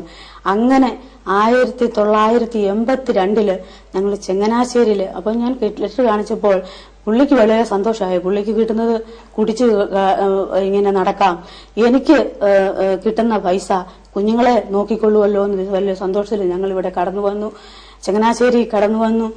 82 ഒരു ഒക്ടോബർ മാസത്തിലാണ് കടന്നു വന്നപ്പോൾ അവിടെ തമിഴ്ച്ചാനും ആന്റിയും പിന്നെ അവിടെ ചങ്ങനാശ്ശേരിയിൽ പ്രവർത്തിക്കുന്ന ന്യൂ ഇന്ത്യ ചർച്ച് ഓഫ് ഗോഡിന്റെ ബൈ സ്കൂളിന്റെ ഡീനായി രായ്ച്ചാന്റെ അനിയൻ പ്രവർത്തിച്ചുകൊണ്ടിരിക്കുകയെന്ന് അനിയനെ കാണാൻ വേണ്ടി ഞങ്ങൾ അവർ നാടകക്കാരോട് ഒരു 5 മിനിറ്റ് കഴിഞ്ഞിട്ട് വരാമെന്ന് പറഞ്ഞു വന്നവരെ കാണാനാണ്. തലേ ദിവസം ഞങ്ങൾക്ക് റൂമൊക്കെ എടുത്ത് തന്നു. ഞങ്ങൾ അവിടെ താമസിച്ചു. തലേ ദിവസം വന്നപ്പോൾ മീറ്റിങ്ങിന് ഇങ്ങോ പോയിരിക്കുകയാണ്. പിറ്റേ ദിവസം രാവിലെ ഞങ്ങൾ ഇപ്പോൾ വന്നേക്കാന്ന് പറഞ്ഞിട്ട് വന്നു. അവിടെ വന്നപ്പോൾ രോഗി ഇച്ഛിച്ചതും വൈദ്യം കൽപ്പിച്ചതും പാലെന്ന് പറയുന്നത് പോലെ എന്റെ പ്രാർത്ഥനയുടെ ഫലം ദൈവം എനിക്ക് തന്ന ഒരു അനുഭവം. ഞാനൊരു എന്തോ ഒരു വലിയ ലോകത്തിൽ കടന്നു വന്നതുപോലെ എനിക്ക് തോന്നി. അവിടെ വന്നപ്പോൾ ആന്റിയും തമ്പിച്ചാനും എല്ലാം അവിടെയുള്ള സഹോദരങ്ങളൊക്കെയും ഞങ്ങളെ സ്വീകരിച്ചു. അങ്ങനെ റെക്കോർഡിംഗ് ആയി, ആഹാരമായി, അങ്ങനെ കുറെ അന്ന് വൈകിട്ടാണ് അപ്പുറത്ത് അവിടെ കടന്നു പോകാൻ തക്കാണ് ഇടയായത് നാടക ട്രൂപ്പില്. അവിടെ ചെന്നപ്പോൾ അവിടെ കടന്നു വന്നപ്പോൾ തമ്പിച്ചാൻ ഇങ്ങനെ ഞങ്ങൾ രണ്ടുപേർക്ക് വേണ്ടി പ്രാർത്ഥിച്ചപ്പോൾ ഇങ്ങനെ വചനം ഞങ്ങളോട് സംസാരിച്ചു. ഇന്ന് നീ മരിച്ചാൽ നിന്റെ നിത്യത എവിടെ ചെലവഴിക്കും? ആ ചോദ്യത്തിന്റെ മറവിൽ ഞങ്ങൾക്കൊന്നും പറയാൻ സാധ്യമല്ലാതെ വന്നു. അപ്പോൾ തന്നെ ഞങ്ങൾ മൂട്ടും മടക്കി ഇനി ജീവിക്കുന്നത് ക്രിസ്തുവിനു വേണ്ടി, മരിക്കുന്നത് ക്രിസ്തുവിനു വേണ്ടി, ഞങ്ങളെയും ഞങ്ങൾക്കുള്ളതിനെയും ദൈവത്തിന് വേണ്ടി സമർപ്പിച്ചു. ആ നിമിഷം തന്നെ ഞങ്ങളെ കർത്താവിന്റെ വേലയ്ക്ക് വേണ്ടി സമർപ്പിക്കാൻ തക്കോണം ദൈവദാസൻ ഞങ്ങളുടെ തലയെ കൈവച്ച് പ്രാർത്ഥിച്ച് അനുഗ്രഹിച്ച് ഞങ്ങളെ വിടുവാൻ തക്കോണം. തിരിച്ച് ഞങ്ങൾ നാടക ഗ്രൂപ്പിൽ ചെന്നപ്പോൾ എന്റെ പ്രാർത്ഥന സ്വർഗം കേട്ടു. അവിടെ ഇങ്ങനെ ഒരു ആ നാടകം തല്ലിപ്പിരിയാനിടയായി. അതിന്റെ എന്തോ പിന്നെ റിഹേഴ്സൽ നടന്നെടുത്ത എന്തോ അതിന്റെ ഇതോ ചേരാതെ എന്തോ കാരണത്താല് പാട്ടോ പിന്നെ ഒന്നുകൂടെ റീച്ച് ചെയ്യണമെന്നും പറഞ്ഞിട്ട് അവർ പറഞ്ഞു സോറി എന്ന് ഞങ്ങളോട് പറയാനിടയായി. ഞങ്ങൾ അങ്ങനെ ദൈവത്തിനു വേണ്ടി സമർപ്പിച്ചു. ദൈവത്തിന് അന്ന് മുതൽ ഈ നിമിഷം വരെയും സ്വർഗത്തിനു വേണ്ടി പാടുവാനും അനേക ഇടങ്ങളിൽ പോയി ഈ ദൈവത്തിനു വേണ്ടി നിലനിൽപ്പാൻ കർത്താവ് ഞങ്ങൾക്ക് കൃപ തന്നുകൊണ്ടിരിക്കുന്നു. ഏലിയാമ്മയുടെ കണ്ണുനീരും പ്രാർത്ഥനയും ദൈവസന്നിധി എത്തി അല്ലെ? വർഷങ്ങളായിട്ട് അടികൊള്ളുമ്പോഴും ഇടികൊള്ളുമ്പോഴും ഒക്കെ സഹിഷ്ണുതയോടെ വേദനയോടെ കരഞ്ഞ കരച്ചിൽ ആ കണ്ണുനീര് സ്വർഗത്തിലെ ദൈവം കണ്ടു. ഇസ്രയേൽ ജനത്തെ കുറിച്ച് ദൈവം പറയുമ്പോൾ നമ്മൾ ഇങ്ങനെ വായിക്കുന്നുണ്ട്, അവരുടെ പ്രാർത്ഥന ഞാൻ കേട്ടു അവരുടെ കണ്ണുനീര് ഞാൻ കണ്ടു. അപ്പൊ സഹിഷ്ണുതയായിരുന്നു ഏലിയാമ്മയുടെ ജീവിതത്തിന്റെ ഏറ്റവും വലിയ വിജയം അല്ലേ? പ്രേക്ഷകരോട് എനിക്ക് പറയാനുള്ളത് അത് തന്നെയാണ്. ഇന്ന് അനേക കുടുംബങ്ങൾ തല്ലിപ്പിരിയുന്നത് സഹിഷ്ണുതയുടെ കുറവ് കൊണ്ടാണ്. പലപ്പോഴും നമ്മൾ ബൈബിൾ വായിക്കുന്ന പോലെ സാമർത്ഥ്യമുള്ള സ്ത്രീ വീട് പണിയുന്നു എന്ന് പറഞ്ഞാൽ അതിന്റെ ഒരു വലിയ എഫക്റ്റീവ് വെപ്പണാണ് സഹിഷ്ണുത. അതുകൊണ്ട് മാത്രമേ നമുക്ക് നേടിയെടുക്കാൻ കഴിയത്തുള്ളൂ നന്മയാൽ തിന്മയെ ജയിക്കുന്നതായ ഒരു പ്രമാണം. അപ്പൊ ഇന്ന് ഞാൻ കഴിഞ്ഞ ദിവസം ഒരു മാഗസിനിൽ ഇങ്ങനെ വായിക്കുകയുണ്ടായി, കഴിഞ്ഞ 5 വർഷത്തേക്കാൾ ഇപ്പോൾ ഇരട്ടിയായിരിക്കുന്നു നമ്മുടെ കൊച്ചു കേരളത്തിലെ വിവാഹമോചനങ്ങൾ. അതിലവരിങ്ങനെയാണ് എഴുതിയിരിക്കുന്നത്, അതിൽ വിവാഹമോചനത്തിന് അപ്ലൈ ചെയ്യുന്നത് 60% സ്ത്രീകളാണെന്ന്. അപ്പൊ അതെന്നെ വളരെയധികം വിസ്മയിപ്പിച്ചു. വളരെയധികം അടക്ക ഒതുക്കത്തോടെ ഭർത്താക്കന്മാരെ ഇടിയും തൊഴിയും എല്ലാം കൊണ്ട് ഒന്നും പറയാതെ ഇരുന്ന നമ്മുടെ കേരള സംസ്കാരത്തിന് വന്നൊരു മാറ്റം. ഇപ്പൊ സ്ത്രീകൾ 60% അങ്ങോട്ട് അപ്ലൈ ചെയ്യാണ് വിവാഹമോചനത്തിന്. അപ്പൊ അവിടെ തന്നെ നമുക്ക് മനസ്സിലാക്കാൻ കഴിയും സഹിഷ്ണുതയുടെ പോരായ്മ. അതുകൊണ്ട് എന്ത് പറ്റുന്നു? കുഞ്ഞുങ്ങൾ അനാഥരാകുന്നു, കുടുംബജീവിതം ശിഥിലമാകുന്നു, സമാധാനവും സന്തോഷമില്ലാത്ത അവസ്ഥയിലേക്ക് നീങ്ങപ്പെടുന്നു. എന്നാൽ ഈ പ്രിയപ്പെട്ട ഏലിയാമ്മ നമുക്കൊരു മാതൃകയാണ്. ഓരോ ദിവസവും താൻ പറഞ്ഞു, ഒരു പിടി അരിക്ക് പഞ്ഞം ഉണ്ടായാലും ഇടിക്ക് പഞ്ഞം ഉണ്ടാകത്തില്ലെന്ന്. ആ നിലയിൽ ഇടി ഉണ്ടെങ്കിലും താനെ ഓടിപ്പോയില്ല. താൻ സഹിഷ്ണുതയോട് നിന്നതുകൊണ്ട് വർഷങ്ങൾ പിന്നിട്ടിട്ടും ദൈവം അവിടെ പ്രവർത്തിച്ചു, തന്റെ കണ്ണുനീര് കണ്ടു, തന്നെ പുതിയ അവസ്ഥയിലേക്ക് മാറ്റി. ഇനി നിങ്ങളുടെ പുതിയ ജീവിതത്തെ കുറിച്ചൊന്ന് പറഞ്ഞാട്ടെ. കർത്താവ് ഞങ്ങൾക്ക് 4 മക്കളുണ്ട്. ഞങ്ങളിപ്പോൾ സന്തോഷമുള്ള ഒരു കുടുംബമായി ഞങ്ങൾ കഴിഞ്ഞുകൂടുന്നു. മൂത്ത മകൻ വിവാഹിതനായി കഴിച്ചു. രണ്ടാമത്തെ മകളാണ്, അവളെയും വിവാഹം കഴിച്ചു. പിന്നെ 2 പെൺപിള്ളേർ പഠിക്കുന്നു. ഒരാൾക്ക് ജോലിയുണ്ട്, ഒരാൾ പഠിക്കുന്നു. ദൈവം ഞങ്ങളെ അനുഗ്രഹിച്ചു. ഈ കൃപയിലേക്ക് കടന്നു വരുവാൻ സ്വർഗം ഞങ്ങൾക്ക് സഹായിച്ചതുകൊണ്ട് ഞങ്ങൾ നശിച്ചു പോകാതെ, ഈ ലോകത്തിനു വേണ്ടി ഞങ്ങളുടെ താലന്ത് ഏൽപ്പിച്ചു കൊടുക്കാതെ സ്വർഗത്തിനു വേണ്ടി ഈ തൊണ്ട ഉപയോഗിക്കുവാൻ സ്വർഗം ഞങ്ങൾക്ക് ഇടയാക്കി. ഞങ്ങൾ കുടുംബമായി ഞങ്ങൾക്ക് സ്പിരിച്വൽ വോയിസ് എന്ന് പറഞ്ഞൊരു ടീമുണ്ട്. ഞങ്ങൾ കർത്താവ് അയക്കുന്നിടത്തൊക്കെയും പോയി ദൈവത്തിന്റെ സാക്ഷിയാകുവാൻ, ദൈവത്തിനു വേണ്ടി അധികം പ്രയോജനപ്പെടുവാൻ ഞങ്ങളെ കർത്താവ് ഉപയോഗിച്ചുകൊണ്ടിരിക്കുന്നു. എന്നെ കേൾക്കുന്ന എന്റെ മാന്യ പ്രേക്ഷകരോട് ഈ ദൈവത്തെ നിങ്ങളും കണ്ടുമുട്ടുവാൻ ഞാൻ നിങ്ങളെ ആഹ്വാനം ചെയ്യുന്നു. ദൈവം നിങ്ങളെ അനുഗ്രഹിക്കട്ടെ. കണ്ണുനീർ തൂകുമ്പോൾ മനസ്സലിയുന്ന ദൈവത്തിന്റെ പാദപിടത്തില് നിങ്ങളെ തന്നെ ഏൽപ്പിച്ചു കൊടുക്കൂ. ദൈവം നിങ്ങളെ അനുഗ്രഹിക്കും. ഞങ്ങളെ അനുഗ്രഹിച്ച ദൈവം, ഞങ്ങളോട് കരുണ ചെയ്ത ദൈവം നിങ്ങളെയും അനുഗ്രഹിപ്പാൻ ശക്തൻ. ഞങ്ങൾ ഇപ്പോൾ സന്തോഷമായി കഴിഞ്ഞുകൂടുന്നു. ലോകത്തിന്റെ വിവിധ ഭാഗങ്ങളിൽ സ്വർഗം ഞങ്ങളെ അയക്കുവാനിടയാക്കി. ദൈവം ശുശ്രൂഷകളെ കുറിച്ചൊന്ന് പറഞ്ഞേ. കേരളത്തിലുടനീളം നിങ്ങൾ ശുശ്രൂഷിച്ചിട്ടുണ്ടല്ലോ അല്ലേ? അതെ. ഏതാണ്ട് 82 ഞങ്ങൾ ചങ്ങനാശ്ശേരി വന്നപ്പോൾ ഞാനിങ്ങനെ ചങ്ങനാശ്ശേരി വന്നു. എല്ലാവരും അഭിഷേകം പ്രാപിച്ച് അന്യഭാഷയിൽ ആരാധിക്കുന്ന കണ്ടപ്പോൾ എന്റെ ജീവിതത്തിൽ എനിക്ക് ഇത് പ്രാപിക്കണമെന്നുള്ള ആ ഒരു വാഞ്ച എന്റെ ഹൃദയത്തിലുണ്ടായി. ഞാൻ ആന്റിയോട് പറഞ്ഞു, ആന്റി എനിക്ക് ഈ അന്യഭാഷയിൽ എനിക്കും ആരാധിക്കണം എന്ന് പറഞ്ഞിട്ട് ഞങ്ങൾ അന്ന് വൈകിട്ട് ഞങ്ങൾക്ക് പുല്ലാട് മർത്തമ്മ ചർച്ചിൽ ഒരു പ്രോഗ്രാം ഉണ്ട്. ഞങ്ങളങ്ങനെ ഞാൻ ആന്റിയോട് ഞാൻ പറയും, ഒരു ദിവസം ഞായറാഴ്ച ആരാധന കഴിഞ്ഞിട്ട് ഞങ്ങൾ ആന്റിയോട് ഞാൻ എൻ്റെ ആ ഒരു ആഗ്രഹം ഞാൻ ആന്റിയോട് പറഞ്ഞു. ഞങ്ങൾ ഒരു മാളിക മുറിയിലെ ആ അവസ്ഥ പോലെ ഞങ്ങൾ ഒരു റൂമിൽ കയറിയിരുന്ന് പ്രാർത്ഥിച്ചു. 2 മിനിറ്റ് കൊണ്ട് സ്വർഗത്തിലെ ദൈവം എന്നെ അഭിഷേകത്താൽ നിറയ്ക്കുവാൻ തക്കൊണ്ട് ഇടയായി. എന്റെ വലിയൊരു ആഗ്രഹമായിരുന്നു അന്യഭാഷയിൽ പാടണമെന്ന്. അങ്ങനെ ആ ആഗ്രഹം എന്റെ സ്വർഗത്തിലെ ദൈവം എനിക്ക് സാധിച്ചു തന്നു.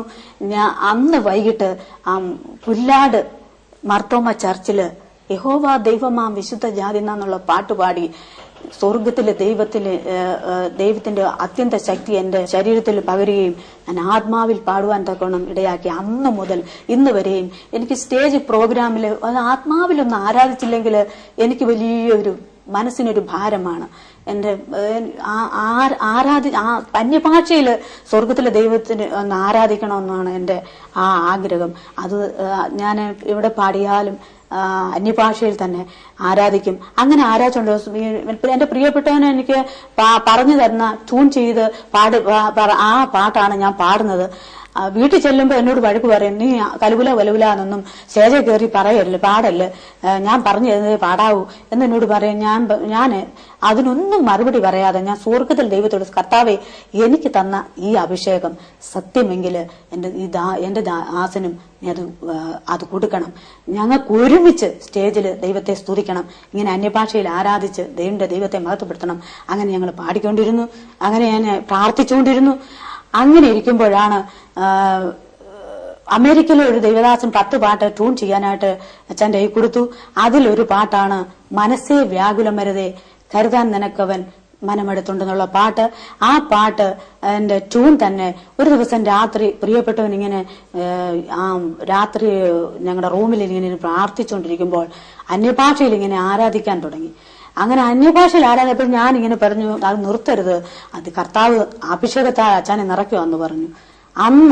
അന്ന് രാത്രി ഞങ്ങൾ ആ ആത്മാവിൽ പാടിയ ആ ട്യൂണാണ് മനസ്സേ വ്യാകുലം വരുന്നതെന്നുള്ള ആ പാട്ടിന് കൊടുക്കാൻ തക്കണം സ്വർഗത്തിലെ ദൈവം ഇടയാക്കിയത്. നിശ്ചയമായും ദൈവത്തിന് പരിശുദ്ധാത്മാവിൽ കൂടെ പ്രവർത്തിക്കും. തീർച്ചയായും ദൈവാത്മാവ് തന്നെ തന്ന ട്യൂൺ ആയതുകൊണ്ട് 86 ട്യൂൺ ചെയ്ത പാട്ട് ഇന്ന് ലോകം കേൾക്കുവാൻ സ്വർഗത്തിലെ ദൈവം ഒരവസരം ഒരുക്കിയതിനായി ഞാൻ ദൈവത്തെ സ്തുതിക്കുന്നു. അതിനു മുമ്പായിട്ട് ഞാൻ അന്യഭാഷയിൽ ഇങ്ങനെ കറ്റോട്ട് എന്ന് പറഞ്ഞ ഒരു സ്ഥലത്ത് ഒരു മീറ്റിങ്ങിന് ഇങ്ങനെ പാടിക്കൊണ്ടിരിക്കുമ്പോൾ അത് ഞാൻ ഇങ്ങനെ പാടി ഇങ്ങനെ ആരാധിച്ച് പാടിക്കൊണ്ടിരിക്കുമ്പോൾ അന്യഭാഷയിൽ ഇങ്ങനെ പാടുമ്പോൾ ഒരു കുടുംബം ലാസ്റ്റ് എന്റെ അടുത്ത് വന്ന് ഇങ്ങനെ പറഞ്ഞു, നിങ്ങൾ അവസാനം പാടിയ ആ പാട്ട് ആ ഭാഷ എവിടുന്നാ പഠിച്ചതെന്ന് പറഞ്ഞു. ഞാൻ പറഞ്ഞു, സ്വർഗത്തിലെ ദൈവം എനിക്ക് തന്ന പാട്ടാണ്. അല്ല, നിങ്ങൾ യഹോവ എന്നുള്ള പാട്ട് പാടിയിട്ട് ലാസ്റ്റ് ഒരു പാട്ട് പാടിയല്ലോ, അത് ഏതാണെന്ന് എന്നോട് ചോദിച്ചു. അപ്പോൾ ഞാൻ പറഞ്ഞു, അതെനിക്ക് സ്വർഗത്തിലെ ദൈവത്തിന്റെ അന്യഭാഷയിൽ പാടിയ പാട്ടാണ്. എന്നാൽ അവരത് പറഞ്ഞു, അവർ ഗ്രീക്ക് സിറിയൻ ഭാഷയാണ്, അത് അവർക്ക് അത് മാനസാന്തരപ്പെടുവാന് അവർക്ക് ആ ഭാഷയുടെ അർത്ഥം അറിയാമായിരുന്നു, അവരോടുള്ള ദൂതായിരുന്നത് എന്ന് അവർ പറയാൻ തക്കണയിടയായി. അങ്ങനെ അനേകർക്ക് ആ പാട്ട് ഒരു വിടുതലിന്റെ ഗാനമായി തീരുവാൻ തക്കോണം. ലോകത്തിൽ ഞങ്ങള് അമേരിക്കയിലൊക്കെ പോയപ്പോൾ അനേക മിഷണറിമാർ പോലും ഈ പാട്ടിന്റെ കാസറ്റ് ഒന്ന് അയച്ചു കൊടുക്കണമെന്ന് പറഞ്ഞിട്ട് ലെറ്റർ വിടുവാൻ ഇടയായിട്ടുണ്ട്. ഈ പാട്ട് അയച്ചു കൊടുത്തിട്ടുണ്ട്. അവർക്കും അത് വിടുതലായിട്ടുണ്ട്. അവർക്ക് ഭാഷ അറിയത്തില്ലെങ്കിലും ആ ട്യൂണ് അവരെ ഹൃദയത്തിൽ ടച്ച് ചെയ്യാനായിട്ട് ഇടയാക്കിയിട്ടുണ്ട്. അങ്ങനെ ഞങ്ങൾക്ക് കുടുംബമായി ഈ കേരളത്തിലുടനീളം നോർത്ത് ഇന്ത്യയില് ലോകത്തിന്റെ വിവിധ ഭാഗങ്ങളില് സ്വർഗം ഞങ്ങളെ അയച്ചു. എന്റെ കുടുംബത്തിനും ഒന്നും കിട്ടാത്ത ആ വലിയ സ്വർഗീയ ഭാഗ്യം എനിക്ക് കിട്ടിയത് ഓർത്ത് ഞാൻ എന്റെ ദൈവത്തിന് നന്ദി കരയറ്റുന്നു. ഏലിയാമ്മ ആത്മാവിൽ പാടുമ്പോൾ, സ്റ്റേജിൽ നിന്ന് ആത്മാവിൽ പാടുമ്പോൾ പന്തലിലും ജനത്തിനിടയിൽ നടന്ന വിടുതൽ ഞാൻ ഓർക്കുന്നുണ്ട്. എന്ന് പറഞ്ഞാൽ ആ ദൈവത്തിന്റെ പരിശുദ്ധാത്മാവിൽ പാടുന്ന ആയതുകൊണ്ട് പലപ്പോഴും ഈ പരിശുദ്ധാത്മാവിനെ കുറിച്ച് പലർക്കും അറിവില്ല. ഞാനും ഒരു ക്രിസ്തീയ കുടുംബത്തിൽ ജനിച്ചു വന്ന വ്യക്തിയാണ്. പക്ഷെ എനിക്ക് വളരെ വർഷങ്ങൾ ഇതിനെക്കുറിച്ച് അറിയത്തില്ലായിരുന്നു. എന്നാൽ ബൈബിളിൽ നമ്മൾ 1 കൊരിന്ത്യർ 14 അധ്യായത്തിൽ വളരെ വ്യക്തമായി വായിക്കുന്നുണ്ട്. പൗലോസ് പറയുമ്പോൾ പറയുകയാണ്, ഞാൻ ആത്മാവ് കൊണ്ടും പാടും ബുദ്ധി കൊണ്ടും പാടും. ആത്മാവ് കൊണ്ടും പ്രാർത്ഥിക്കും, ബുദ്ധി കൊണ്ടും പ്രാർത്ഥിക്കും. അപ്പൊ അതിശ്രേഷ്ഠമായ ഒരു അനുഭവമാണ് ഈ ആത്മാവിന്റെ അനുഭവം. അത് പെന്തിക്കോസ്ത് എന്ന് പറയുന്ന ഒരു ഉപാക്കാരല്ല, പിന്നെയോ നാം എല്ലാവരും ഉപയോഗിക്കുന്ന ബൈബിളിൽ വളരെ വ്യക്തമായി എഴുതിയിരിക്കുന്ന അനുഭവമാണ് അല്ലേ. അതുകൊണ്ട് പൗലോസ് പറയുന്നത്, ഞാൻ എല്ലാരെക്കാൾ അധികം അന്യഭാഷ പറയുന്നതുകൊണ്ട് ഞാൻ അധികം ദൈവത്തെ സ്തുതിക്കുന്നു. അന്യഭാഷയിൽ സംസാരിക്കുന്നവൻ ദൈവത്തോട് സംസാരിക്കുന്നു, ആത്മീയ മർമ്മങ്ങളെ സംസാരിക്കുന്നു അല്ലേ. അപ്പൊ അങ്ങനെയാണെങ്കിൽ അന്യഭാഷ സംസാരിക്കുമ്പോൾ ആത്മീയ വർധന വരുത്തുന്നു. അപ്പൊ അങ്ങനെ ദൈവം നമുക്ക് വേണ്ടി, നമ്മൾ ആത്മീയമായി വളരുവാൻ വേണ്ടി തന്നിരിക്കുന്ന അതിശ്രേഷ്ഠമായ ഒരു അനുഭവമാണ് ഈ പരിശുദ്ധാത്മാവിന്റെ നിറവും അന്യഭാഷയും. ഏലിയാമ പാടുന്ന വ്യക്തിയായതുകൊണ്ടായിരിക്കാം ദൈവം അനേക പാട്ടുകൾ തന്നെ അന്യഭാഷയിൽ പാടുവാനും അത് അനേകർക്ക് വിടുതലും ആശ്വാസവുമായി തീരുവാൻ ഏലിയാമയെ ഉപയോഗിച്ചത്. ഒരു സമയത്ത് ഞങ്ങള് ലാപ്പാലത്തിന്റെ അവിടെ ഇങ്ങനെ താമസിച്ചുകൊണ്ടിരിക്കുന്ന സമയത്ത് നമ്മുടെ ഡോക്ടർ ബേബിച്ചാന്, ഞങ്ങളുടെ പാസ്റ്ററായിരുന്നു അന്ന് ചങ്ങനാശ്ശേരിയില്, ബേബിച്ചാൻ അവിടെ വരും ഇരുന്ന് പ്രാർത്ഥിക്കാൻ. ഞങ്ങൾ ഒരുമിച്ചിരുന്നു ഇങ്ങനെ അന്യഭാഷയിൽ ഇങ്ങനെ. അപ്പൊ ഞാനും ബേബിച്ചാനും ചായനും കൂടെ ഞങ്ങൾ ഇങ്ങനെ ഇരിക്കും, അന്യഭാഷയിൽ ഞങ്ങൾ പാടി സ്തുതിക്കും. അപ്പൊ അങ്ങനെ പല പല ഭാഷകള് ബേബിച്ചാനും ഇങ്ങനെ സംസാരിച്ചുകൊണ്ടിരിക്കും. അങ്ങനെ ഇരിക്കുമ്പോഴാണ് രാജാൻ ചോദിക്കുന്നത്, ഇത് ഏത് രാഗം, ഈ ഇന്ന രാഗമാണല്ലോ, അത് ബേബിച്ചാൻ എവിടുന്നാ പഠിച്ചത്? അപ്പം ബേബിച്ചാൻ പറയും, എന്റെ മോനെ ഞാനൊന്നും പഠിച്ചതല്ല, എന്റെ സ്വർഗത്തിൽ ദൈവം എനിക്ക് തന്നതാണ്. പല പല പല രാഗങ്ങൾ അതുപോലെ ഞാനും പാടും. അപ്പൊ അച്ഛനറിയാം ആ ഞാൻ പഠിച്ചിട്ടില്ലാത്ത പല പല രാഗങ്ങള് സ്വർഗത്തിലെ ദൈവം എനിക്ക് അന്യഭാഷ ആരാധിക്കുമ്പോൾ സ്വർഗം തരും എന്ന് തന്നുകൊണ്ടിരിക്കുന്നു. സ്വർഗത്തിൽ പാട്ടിനൊരു പഞ്ഞവും ഇല്ലല്ലേ. എല്ലാ ശ്രുതിയും എല്ലാ രാഗവും നമ്മൾ ബൈബിൾ വായിക്കുമ്പോൾ നാം ഇങ്ങനെ വായിക്കുന്നുണ്ടല്ലോ, ലൂസിഫർ ആയിരുന്നു അവിടുത്തെ ഏറ്റവും വലിയ ഗായക സംഘത്തിന്റെ തലവൻ അല്ലേ. അപ്പൊ അവിടെ എല്ലാ മ്യൂസിക്കൽ ഇൻസ്ട്രുമെന്റ്സും ചേർന്ന് വായിക്കുന്ന ഒരു പ്രതീതിയായിരുന്നു അവിടുത്തെ പാട്ടിനും അവിടുത്തെ ഇൻസ്ട്രുമെന്റ്സിനും. അപ്പം സ്വർഗീയ ഗാനങ്ങൾ ഇന്ന് ദൈവത്തിന്റെ ആത്മാവിനാൽ നിറയപ്പെടുന്നവർക്ക് ദൈവം തരുന്നു. അതുകൊണ്ട് നാം പഠിക്കാത്ത രാഗങ്ങൾ തന്നെ ആത്മാവിന് അതെല്ലാം അറിയാവുന്നതുകൊണ്ട് ആത്മാവ് അത് പാടുന്നു. അങ്ങനെ നാം ആ ശുശ്രൂഷ ചെയ്യുമ്പോൾ അത് അനേകർക്ക് അനുഗ്രഹവും ആശ്വാസവും വിടുതലുമായി തീരുന്നു. ഇന്ന് പ്രിയ പ്രേക്ഷകരോട് ഞങ്ങൾക്ക് പറയാനുള്ളത് ഇതാണ്. വളരെ തകർന്ന് തരിപ്പണമായി സമാധാനമില്ലാതെ സന്തോഷമില്ലാതെ യാതൊരു അർത്ഥവുമില്ലാതെ മുമ്പോട്ട് പോയിക്കൊണ്ടിരുന്ന ഒരു കൊച്ചു കുടുംബമായിരുന്നു ഏലിയാമ്മയുടെയും രാജുവിന്റെയും കുടുംബം. എന്നാൽ തകർന്ന ആ ജീവിതത്തിലേക്ക് കടന്നു വന്ന യേശുവിന്റെ സ്നേഹം, ആ കുടുംബത്തെ കെട്ടുപണി ചെയ്യുവാൻ കർത്താവിന് പ്രസാദം തോന്നി. അത് ഈ പ്രിയപ്പെട്ടവളുടെ സഹിഷ്ണുതയും സ്നേഹവും മാത്രമാണ്. ഇന്ന് ഇത് ശ്രവിക്കുന്ന പ്രേക്ഷകരിൽ അനേകർ ഇതുപോലെ ഭർത്താവിന്റെ ഇടികൊണ്ടും മദ്യപാനികളായ ഭർത്താക്കന്മാരുടെ ജീവിതം കണ്ട് മനസ്സുമടുത്തും ഇനി ഈ ജീവിതം എനിക്ക് വേണ്ട, ഇനി എനിക്ക് മുമ്പോട്ട് പോകാൻ നിർവാഹമില്ല എന്ന് ഓർത്തിരിക്കുന്ന പ്രിയപ്പെട്ടവർ എന്നെ കേൾക്കുന്നുണ്ടെങ്കിൽ നിശ്ചയമായും ദൈവത്തിന്റെ ആത്മാവ് നിങ്ങളോട് സംസാരിക്കുകയാണ്. നിങ്ങൾ അങ്ങനെ ഒരു തീരുമാനം എടുക്കരുത്. നിങ്ങൾക്കൊരു നല്ല ജീവിതം മുമ്പിലുണ്ട്, ഒരു സമാധാനത്തിന്റെ ജീവിതം, ഒരു ആശ്വാസത്തിന്റെ ജീവിതം. നിശ്ചയമായും ഈ കുടുംബത്തിന് കൊടുത്ത അതേ നിലയിലുള്ള ഒരു ജീവിതം കെട്ടുപണി ചെയ്യുവാൻ നിങ്ങളെക്കുറിച്ചും ദൈവം ആഗ്രഹിക്കുക. അതിന് നിങ്ങൾക്ക് ഏറ്റവും ആവശ്യം നിങ്ങളെല്ലാം സഹിക്കുവാനും. നമ്മൾ 1 കൊരിന്ത്യർ 13 ഇങ്ങനെ വായിക്കുന്നുണ്ട് സ്നേഹത്തെക്കുറിച്ച്. സ്നേഹം സകലവും സഹിക്കുന്നു, സകലവും ക്ഷമിക്കുന്നു, ദീർഘമായി ക്ഷമിക്കുന്നു. നിങ്ങൾ ഇന്നും അടികൊണ്ട വ്യക്തിയായിരിക്കാം, ഇനി എനിക്ക് ക്ഷമിക്കാൻ കഴിയത്തില്ലെന്ന് നിങ്ങൾ ഓർത്തെന്നും വേദനയോടെ കരയുന്ന വ്യക്തിയായിരിക്കാം. എന്നാൽ കർത്താവ് നിങ്ങളോട് പറയുന്നു, യഥാർത്ഥമായ സ്നേഹം സകലവും സഹിക്കുന്നു, സകലവും ക്ഷമിക്കുന്നു, ദീർഘമായി ക്ഷമിക്കുന്നു. ആ കൃപയ്ക്ക് വേണ്ടി നിങ്ങൾ പ്രാർത്ഥിക്കൂ. നിശ്ചയമായി നിങ്ങളുടെ സഹിഷ്ണുതയും നിങ്ങളുടെ കണ്ണുനീരിനെയും ദൈവം മാനിക്കുന്ന ഒരു ദിവസമുണ്ട്. നിങ്ങളുടെ ഭർത്താവിനെ രൂപാന്തരപ്പെടുത്തുന്ന ഒരു ദിവസമുണ്ട്. നിങ്ങളുടെ കുടുംബം ഒരു കൊച്ചു സ്വർഗമാകുന്ന ദിവസമുണ്ട്. അതിനുവേണ്ടി നിങ്ങൾ ക്ഷമയോടെ കാത്തിരിക്കൂ. നിങ്ങൾക്ക് വേണ്ടി ഞങ്ങളും പ്രാർത്ഥിക്കാമെന്ന് പറഞ്ഞുകൊണ്ട് ഞങ്ങളുടെ വാക്കിൽ വിരമിച്ചു.